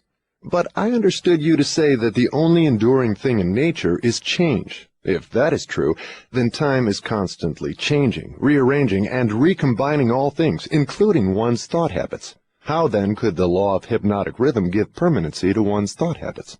Time divides all thought habits into 2 classes, negative thoughts and positive thoughts. One's individual thoughts are, of course, constantly changing and being recombined to suit the individual's desires. But thoughts do not change from negative to positive, or vice versa, except through voluntary effort on the part of the individual. Time penalizes the individual for all negative thoughts, and rewards him for all positive thoughts, according to the nature and purpose of the thoughts. If one's dominating thoughts are negative, time penalizes the individual by building in his mind the habit of negative thinking, and then proceeds to solidify this habit into permanency every second of its existence. Positive thoughts are likewise woven by time into permanent habits. The term permanency, of course, refers to the natural life of the individual. In the strict sense of the term, nothing is permanent. Time converts thought habits into what might be called permanency during the life of the individual. Now I have a better understanding of how time works. What other characteristics has time in connection with the earthly destiny of human beings? Time is nature's seasoning influence through which human experience may be ripened into wisdom. People are not born with wisdom, but they are born with the capacity to think, and they may, through the lapse of time, think their way into wisdom. Do youths ever possess wisdom? Only in very elementary matters. Wisdom comes only through the lapse of time. It cannot be inherited, and it cannot be imparted from one person to another except through the lapse of time. Does the lapse of time force an individual to acquire wisdom? No. Wisdom comes only to non-drifters who form positive thought habits as a dominating force in their lives. Drifters and those whose dominating thoughts are negative never acquire wisdom, except of a very elementary nature. From what you say, I infer that time is the friend of the person who trains his mind to follow positive thought habits, and the enemy of the person who drifts into negative thought habits. Is that correct? That is precisely true. All people can be classified as drifters and non-drifters. Drifters are always at the mercy of the non-drifters, and time makes this relationship permanent. Do you mean that if I drift along through life without definite aim or purpose, the non-drifter may become my master, and time only serves to give the non-drifter a stronger and more permanent grip upon me? That is stating the truth exactly. What is wisdom? Wisdom is the ability to relate yourself to nature's laws so as to make them serve you, and the ability to relate yourself to other people so as to gain their harmonious, willing cooperation in helping you to make life yield whatever you demand of it. Then accumulated knowledge is not wisdom. Great heavens, no! If knowledge were wisdom, the achievements of science would not have been converted into implements of destruction. What is needed to convert knowledge into wisdom? Time, plus the desire for wisdom. Wisdom is never thrust upon one. It is acquired, if at all, by positive thinking, through voluntary effort. Is it safe for all people to have knowledge? It is never safe for anyone to have extensive knowledge without wisdom. What is the age at which most people who acquire wisdom begin to acquire it? The majority of people who acquire wisdom do so after they have passed the age of 40. Prior to that time, the majority of people are too busy gathering knowledge and organizing it into plans to spend any effort seeking wisdom. What circumstance of life is most apt to lead one to acquire wisdom? Adversity and failure. These are nature's universal languages through which she imparts wisdom to those who are ready to receive it. Do adversity and failure always bring wisdom? No, only to those who are ready for wisdom and have voluntarily sought it. What determines one's readiness to receive wisdom? Time and the nature of one's thought habits. Is newly acquired knowledge the same as time-tested knowledge? No. Knowledge tested through the lapse of time always is superior to that which has been newly acquired. Time gives to knowledge definiteness in both quality and quantity, and dependability. One can never be sure of knowledge that has not been tested. What is dependable knowledge? It is knowledge which harmonizes with natural law, which means that it is based upon positive thought. Does time modify and alter the values of knowledge? Yes, time modifies and alters all values. That which is accurate knowledge today may become null and void tomorrow because of time's rearrangement of facts and values. Time modifies all human relationships for better or for worse, depending upon the policy through which people relate themselves to one another. In the realm of thought there is a time when it is proper to sow the seeds of thought, and there is a proper time to reap the harvest of those thoughts, the same as there is a time to sow and a time to reap from the soil of the earth. Without the proper measurement of time between the sowing and the reaping, nature modifies or withholds the rewards of the sowing. Go ahead now and describe the last two of the 7 principles. The next principle is harmony. Throughout nature one may find evidences that all natural law moves in an orderly manner, through the law of harmony. Through the operation of this law, nature forces everything within the range of a given environment to become harmoniously related. Understand this truth, and you will catch a new and a more intriguing vision of the power of environment. You will understand why association with negative minds is fatal to those seeking self-determination. Do you mean that nature voluntarily forces human beings to harmonize with the influences of their environment? Yes, that is true. The law of hypnotic rhythm forces upon every living thing the dominating influences of the environment in which it exists. If nature forces human beings to take on the nature of the environment in which they live, what means of escape are available to people who find themselves in an environment of poverty and failure, but desire to escape? They must change their environment or remain poverty-stricken. Nature permits no one to escape the influences of his environment. However, nature, in her abundance of wisdom, has given to every normal human being the privilege of establishing his own mental, spiritual, and physical environment. But once he establishes it, he must become a part of it. This is the inexorable working of the law of harmony. In a business association, for example, who establishes the dominating influence that determines the rhythm of the environment? The individual or individuals who think and act with definiteness of purpose. Is it as simple as that? Yes. Definiteness of purpose is the starting point from which an individual may establish his own environment. I do not seem to follow your reasoning. The entire world is torn with warfare and business depressions and other forms of strife which represent about everything except harmony. Nature does not seem to be forcing people to harmonize with one another. How do you explain this inconsistency? There is no inconsistency. The dominating influences of the world are, as you say, negative. Very well, nature is forcing human beings to harmonize with the dominating influences of the world environment. Manifestations of harmony may be either positive or negative. For example, a group of men in prison may, and they generally do, think and act in a negative manner. But nature sees to it that the dominating influence of the prison is impressed upon every individual in it. A group of poverty-stricken people in a tenement house may fight among themselves and apparently resist all forms of harmony. But nature forces each of them to become a part of the dominating influence of the house in which they live. Harmony, in the sense it is here used, means that nature relates everything throughout the universe as to every other thing of a similar nature. Negative influences are forced into association with one another, no matter where they may be. Positive influences are just as definitely forced into association with one another. I'm beginning to see why successful business leaders are so careful in the choice of their business associates. Men who succeed in any calling usually establish their own environment by surrounding themselves with people who think and act in terms of success. Is that the idea? That is the idea exactly.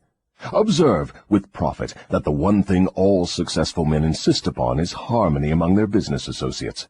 Another trait of successful people is that they move with definiteness of purpose and insist upon their associates doing the same. Understand these two truths, and you understand the major difference between a Henry Ford and a day laborer. Now, tell me about the last of the 7 principles. The last principle is caution.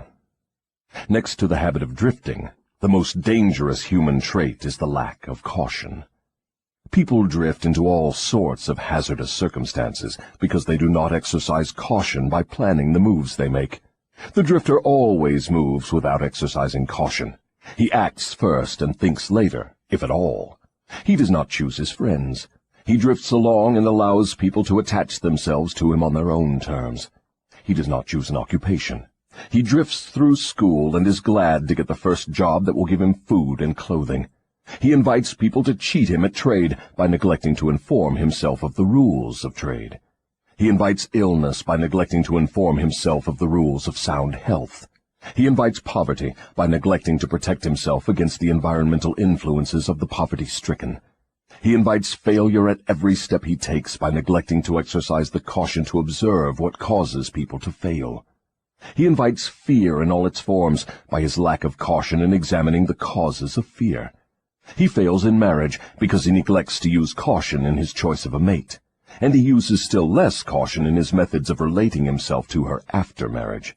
He loses his friends or converts them into enemies by his lack of caution in relating himself to them on the proper basis. Are all people lacking in caution? No, only those who have acquired the habit of drifting. The non-drifter always uses caution. He carefully thinks his plans through before he begins them. He makes allowances for the human frailties of his associates, and plans ahead to bridge them. If he sends a messenger on an important mission, he sends someone else to make sure the messenger does not neglect his mission. Then he checks on both of them to be sure his wishes have been fulfilled. He takes nothing for granted where caution provides a way to ensure his success. Isn't over-caution as detrimental as lack of caution? There is no such thing as over-caution. What you call over-caution is an expression of fear. Fear and caution are two entirely different things.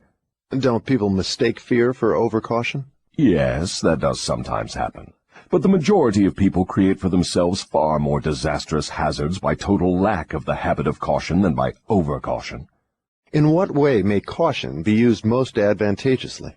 In the selection of one's associates, and in one's method of relating oneself to associates. The reason for this is obvious. One's associates constitute the most important part of one's environment, and environmental influences determine whether one forms the habit of drifting, or becomes a non-drifter. The person who exercises due caution in the choice of associates never allows himself to be closely associated with any person who does not bring to him, through the association, some definite mental, spiritual, or economic benefit. Isn't that method of choosing associates selfish? It is sensible and leads to self-determination. It is the desire of every normal person to find material success and happiness. Nothing contributes more to one's success and happiness than carefully chosen associates. Caution in the selection of associates becomes, therefore, the duty of every person who wishes to become happy and successful. The drifter allows his closest associates to attach themselves to him on their own terms. The non-drifter carefully selects his associates and allows no one to become closely associated with him unless that person contributes some form of helpful influence or bestows some definite benefit. It never occurred to me that caution in the selection of friends had so definite a bearing on one's success or failure. Do all successful people exercise caution in the selection of all their associates, whether in business, social, or professional relationships? Without the exercise of caution in the choice of all associates, no one may be certain of success in any calling. On the other hand, lack of exercise of caution brings almost certain defeat in whatever one undertakes. Summary. 3 things connected with my interview with the devil interest me most. These 3 factors interest me because they have been the most important influences in my own life, a fact which any listener of my story can easily discern. The 3 important factors are the habit of drifting, the law of hypnotic rhythm through which all habits are made permanent, and the element of time. Here is a trio of forces which hold inviolate the destinies of all men. The 3 take on a new and more important meaning when they are grouped and studied as a combined force. It takes but little imagination and scarcely any understanding of natural laws for one to see that most of the difficulties in which people find themselves are of their own making. Moreover, difficulties seldom are the outgrowth of immediate circumstances. They are generally the climax of a series of circumstances which have been consolidated through the habit of drifting and with the aid of time. Samuel Insull did not lose his $4 billion industrial empire as the result of the Depression. He began losing it long before the Depression, when he became the victim of a group of women who flattered him into turning his talents from public utilities to grand opera. If ever a man in a high position in the financial world went down because of the power of drifting, hypnotic rhythm, and time, that man was Samuel Insull. I am writing from accurate knowledge of Mr. Insull and the cause of his troubles dating from the time that I served with him during the World War to the time of his ill-advised attempt to run away from himself. Henry Ford went through the same depression that swept Mr. Insull under, but Ford came out on top without a scratch. Do you want to know the reason? I'll tell you. Ford has the habit of not drifting on any subject. Time is Ford's friend, because he has formed the habit of using it in a positive, constructive manner, with the aid of thoughts of his own making, woven into plans of his own creation. Take any circumstance you wish, measure it with reference to its relationship to the habit of drifting, hypnotic rhythm, and time, and you may ascertain accurately the cause of all success and all failure. Franklin D. Roosevelt went into office with a bang during his first term. He had but one major purpose in mind, and that was very definite. It was to stop the stampede of fear and start people to thinking and talking in terms of business recovery instead of business depression. In carrying out that purpose, there was no drifting. The forces of the entire nation were consolidated and moved as one to help carry out the President's definite purpose.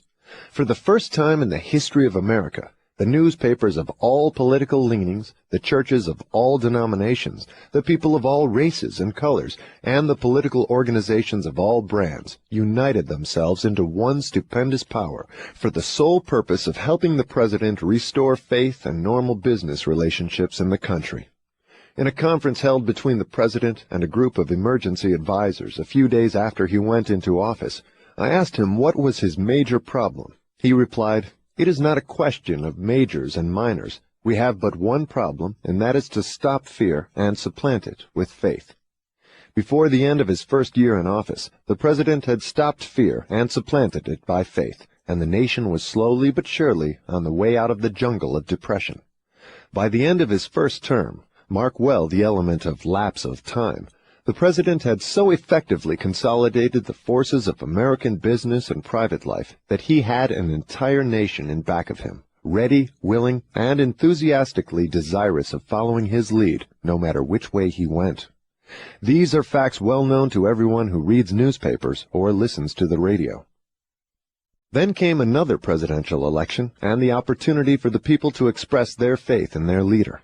They expressed it in a landslide without precedent in American politics, and the president went into office a second time with an almost unanimous electorate vote, with only 2 states meekly dissenting. Now observe how the wheel of life began to reverse itself and turn back in the other direction. The president changed his policy from definiteness of purpose to indefiniteness and drifting. His change of policy split the powerful labor group and turned more than half of it against him. It split the almost solid following he held in both houses of Congress, and more important than all this, it split the American people into pro- and anti-groups, with the result that about all the president had left of his original political assets was his $1,000,000 smile and his ready handshake, obviously not enough to enable him to regain the power he once wielded in American life. Here, then, we have an excellent example of a man who skyrocketed to great power through definiteness of purpose and belly flop to the starting point by his habit of drifting. In both his rise and his fall can be seen clearly the operation of the principles of drifting and non-drifting reaching a climax through the power of hypnotic rhythm and time. All my life, the devil had a dramatic story to tell of his dealings with me. He saw me drift in and out of scores of business opportunities for which many would have given a king's ransom. He saw me drifting in my policy of relating myself to others, particularly in my lack of caution in business dealings. The circumstance which saved me from fatal control of the law of hypnotic rhythm was the definiteness of purpose with which, at long last, I dedicated my entire life to the organization of a philosophy of individual achievement. I drifted at one time or another on all my minor whims and endeavors, but my drifting was offset by my major purpose, which was sufficient to restore my courage and start me once more in the quest of knowledge every time I was defeated in connection with my minor aims. I learned something of the hazardous nature of the habit of drifting while engaged in analyzing more than 25,000 people in connection with the organization of the law of success. These analyses showed that only 2 out of every 100 have a definite major aim in life. The other 98 were caught by the habit of drifting. It seems more than a coincidence that my analyses clearly corroborated the devil's claim that he controls 98 out of every 100 people because of their habit of drifting. Looking back over my own career, I can see clearly that I could have avoided the majority of the temporary defeats with which I met if I had been definitely following a plan for the attainment of my major purpose in life. From my experience in having analyzed the problems of more than 5,000 families, I know definitely that the majority of married people who get out of harmony with each other do so because of the accumulation of a great number of little circumstances in their married relationship, which could have been cleared up and disposed of as they arose if there had been a definite policy to do so. They do not live their married life with definiteness of purpose. So the story has gone, all back down the ages. The man with the most definite plan and purpose and the most power rides on to victory. The others scurry for cover and get crushed under the heels of those who are more determined. The answer is not hard to find. There is no use looking toward high heaven for it. For my part, I would prefer to seek the answer from the devil, for he would tell me quickly enough that victory goes to the people who know what they want and are determined to have it. They have mastered the habit of drifting. They have definite policies, definite plans, and definite objectives. Their opposition, which may outnumber them very greatly, has no chance against them, because the opposition has no plan, no purpose, no policy, except that of drifting along, hoping that something may turn up to help them. In those 3 brief sentences, you have the sum and the substance of the difference between success and failure, power and lack of it. We come now near to the end of our visit through this book. If we were to try to state in one brief sentence the most important part of that which I have tried to convey through the book, it would be something like this. One's dominating desires can be crystallized into their physical equivalents through definiteness of purpose backed by definiteness of plans, with the aid of nature's law of hypnotic rhythm and time. There you have the positive phase of the philosophy of individual achievement I've tried to describe through this book, brought down to an irreducible minimum of brevity and simplicity. If you expand the philosophy for the purpose of adapting it to the circumstances of life, you find that it is as broad as life itself, that it covers all human relationships, all human thoughts, aims, and desires.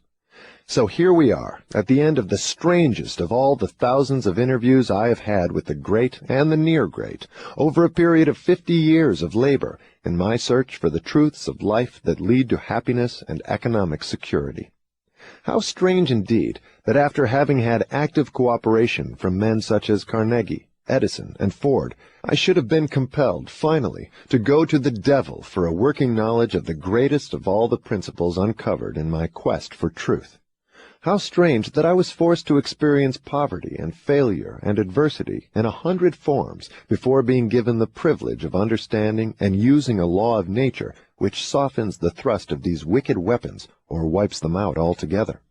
But the strangest of all this dramatic experience which life has provided me is the simplicity of the law through which, if I had understood it, I could have transmuted my desires into substantial form without having to undergo so many years of hardship and misery.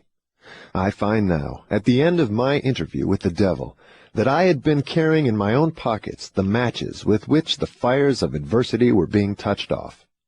And I find, too, that the water with which those fires were finally extinguished was at my command in great abundance.